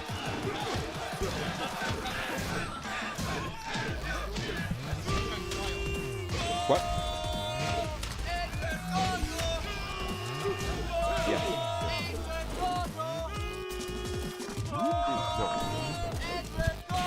Potential final round here. Super Akouma, half-life left. Is that the final half-life of the tournament? He's got a bar. He's going to get to use it though. JeonDDing threatening. Looking to close it right now. Sweep Tetsu. It lands. JeonDDing. Jab down forward one. Big whip down 4. Forward 4 plus frame. 18 seconds left to go. Raise drive, he blocked it. The slippery kicks. It's not over yet. Yes. 13 seconds, that's not going to kill. But this mix-up is so scary right now. Guess the game right now. Oh, and JeonDDing takes it in the winner's bracket. Oh my goodness me, what a stunning performance from that man. All the way from South Korea. He is so happy. You can see the reaction, and they hug it out. Great, valiant effort from Super Akouma. What a run he has had. But JeonDDing is the man. He is your VSFighting 11 champion. 400 points racked up for winning the master event, and the shirt comes off. And the jacket comes off to reveal the shirt. JeonDDing is your champion. And the JeonDDing charts come out. I mean, JeonDDing undefeated this entire tournament run. Had some close moments, some high games. Super Akouma, unfortunately, could not do enough, and he takes it. And he is the second player now to win more than one master event this season. Great run. Great run from Super Akouma as well, who also needed some points there. I mean, he needs some more than JeonDDing does, but man, he's got 300 netted in for himself there. I mean, this has been Super Akuma's best performance all season. Please, let's make some noise for Super Akouma. What a run he's had today. Honestly, I think with his performance, this might put him into the top 19. He has a nice amount of points already, and 300 is a lot, so that could be enough to take him there. Yep, indeed. I mean, look at the beautiful crowd we had here today as well. Absolutely amazing. Big shout out to the crowd. Big, big shout outs to all you lot. Thank you for being a part of this. Thank you for making this magical and special. Thank you for giving us unforgettable memories that we will cherish forever. Oh, God. We've got happy birthday chants. It was... Wow. The crowd knew it was your birthday. You tried to keep it hidden, but they exposed you. Great. Happy birthday to K-Wiz, guys. Happy birthday. Tried to keep it under wraps, but the crowd are too smart. They knew, and you have to who spilled the beans? Someone exposed you, man. Alright, Yuki. Okay, Yuki told everyone today. Okay, I really appreciate that, guys. Thank you so much. I appreciate that. Awesome. But it's not about me. It's about the tournament we just had. Shout out to JeonDDing for an amazing performance. Supreme as well, taking that second place. That whole top 8 was just mad. Insane. So sick. That was an insane top 8. And obviously, it was amazing to do this. Dudes with you as well. You know, thank you. The UK really representing. We had UK players in the top 8. Yep. You know, I'm just really happy to be here. It was so much fun. Great performances all around. Really, and that's going to be the final master event for Europe. There's still 2 left to go. And a lot of Tekken World Tour events in general. Like, a lot of challenges left to go. As well. Dojo application still open, of course, as well. And then, of course, those big master events remaining. Rev Major, and then, of course, Tiger Uppercut in Bangkok, Thailand. So, yeah, this is so cool. Man, we're going to get ready for the top 8 winners ceremony, and these guys are all champions in my head. Yeah, I mean, so the players will be taking the stage, going to have a medal ceremony for the players as well. I mean, what a top 8 we had here. So we sick, literally man. had everything. Yeah, and what's crazy is, you know, little my decisions early on could have changed the way this played out completely. Gosain versus Super Akouma. Oh my gosh, that was down to the wire. A nail biter for sure. Going down to the final decision. Didn't block the down 3. Took it in the end. Goes to winners final. I mean, Super Akouma, the only person he's lost to in this entire tournament was JeonDDing. Yeah, the only one that had his number, man. That's what it was. You know, we have a true first and second because JeonDDing undefeated, and in second place, the only person he lost to was first place. So a true makes a number lot of sense. 1 and number 2 as well. I don't know. I think the crowd think that Joker's number 1. With his max level coaching. We saw Joker on stage more than some of the players. I think he just kept coming up and down. Yo, the kkokkoma sprint. That needs to get clipped. If anyone got that on tape, we need to clip the kkokkoma sprint. That really caught me off there, you know. That was mad. You know, you don't really see that as much, you know, from the Korean players, I think, unless it's like, you know, the DRX boys together, you know. No, he was rapid. He was in his ear like a second headset, man. That was quick things, boy. Yeah, so but we're going to get the medal ceremony happening momentarily. Yeah, so the players stepping up. I don't know if we have all of our top 8 here, actually. I think I see some players might be missing, so might need some stand-ins or something. Yeah, but I think people ran down to play casuals before the night's over, right? Just to get those last bit of XP on the board. But man, amazing top 8. JeonDDing, we said yesterday he looked like he was playing like a demon possessed, like a man on fire. He was only here for the win. He wasn't here to, he wasn't here to play casuals. He wasn't here to mess around. He was just here going for gold the whole weekend, and you could just see it in his approach, even in group stages against opponents that you could see he clearly had the upper hand on. He wasn't letting up. He wasn't testing things out. He was just going for the win every time. And I am not surprised he took it in such dominant fashion today. Yeah, I think Super Akouma have been his only real challenger today. Obviously yesterday with the Evil 46 match, I'm going to keep going back on if he just a couple changes here and there. Ducks the party crasher at the end, that would have been Evil. Maybe in this spot, who knows, or someone else would have taken the spot from JeonDDing. Very important, very good point. He's someone who always has those. I kind of like really appreciate the players that have the close games, but they almost always win, because to me that's a sign of a very good player, because you're in those stressful situations and to still come out on top more often than not, that's a real talent. Yeah, no, 100%. Just being able to get through that pressure just shows the intestinal fortitude of each of the players, being able to do that under pressure as well, on a big stage in a tournament against another professional player. Yeah, I mean, I'm looking at the points, scroll by as well. So here's the thing, I think with this 300, Super Akouma might net himself a spot in the top 19. Definitely, because he does already have points. He's in the 200, 250 range right now. Somewhere around that. So yeah, with 300 for miss, he's 500. I mean, look, we've got Sefi Black there, 15, 461, so he's above that. He's got 500 plus right now, so he's in a good position. So I do think Super Akouma, and this is the thing, talking to him, he's kind of like, just a bit like more relaxed for this tour. His performances at the start weren't as fantastic. He wasn't really beating himself up over it. He's like, this is the last tour. We've got, Tekken 8 coming out eventually soon. Going to be focusing on that. Yeah. So he's just kind of like enjoying the I think that's what you're supposed to do, because there's going to be lulls in the performance. There's going to be times where you're just on a downward spiral for a little while. Yeah. you kind of plateau for a little while at a certain point, and you just got to get through that because it does change. You might feel like it's permanent when it's happening, but you know, guys watching home on the stream, if you feel that you've reached a place where you kind of can't improve anymore, you've hit a wall, just keep going, keep grinding, keep pushing forward. There's a way out. There's a light at the end of the tunnel. Yeah, form is temporary. Honestly, like you can have some great stretches, you can have some terrible stretches, and for SuperKuma, his run of events wasn't the best. He's someone you would normally see enter a tournament, expect a top 8 performance, normally, right? But this year it just hadn't been there. Mix up, you know, 9th place, didn't work out. Brussels Challenge, 9th place, and that's something you don't normally expect to hear that about. You know, so made top 8 head stomper, but still just like really just teetering on the edge of what you'd expect him to do, and then here today, you know, 2nd place finish, you know, made the repeat of last year winners final, but this time made it back into the grand finals there. So showing that improvement is showing definitely. He didn't lose 3rd place again, right? He got all the way to the grand finals and lost to literally the one player that could beat him. I mean, go back to that game against Raef. He lost those first 2 games pretty convincingly. Battered, it looked like it was going to be over. Whitewash. Even with Joker's coaching, you know, what was up with the Joker coaching? He was up every round. When he won, when it didn't matter. But I think he just loved to show the support to his friends as well. I think that's something that's very important. Yeah, for sure. No, you got to show the camaraderie, and I love that it's all one big happy family as well in the Tekken community. You know, a lot of passion, and in the same situation, you might see him coaching Super Akouma or Super Akouma coaching him, and so it just depends really, on who's cool. playing who, really. Yeah, and then you get the times where you have to be neutral, like the Gosain versus Live. You know, Chicken Mara and Joker both stepped up, but like they cancelled that quick. You know, they knew exactly you can't really speak to either one really. Oh man. But I do believe our players are about to be stepping up for the medal ceremony right now. See Justin with the thumbs up. Yeah, see there's kkokkoma stepping up.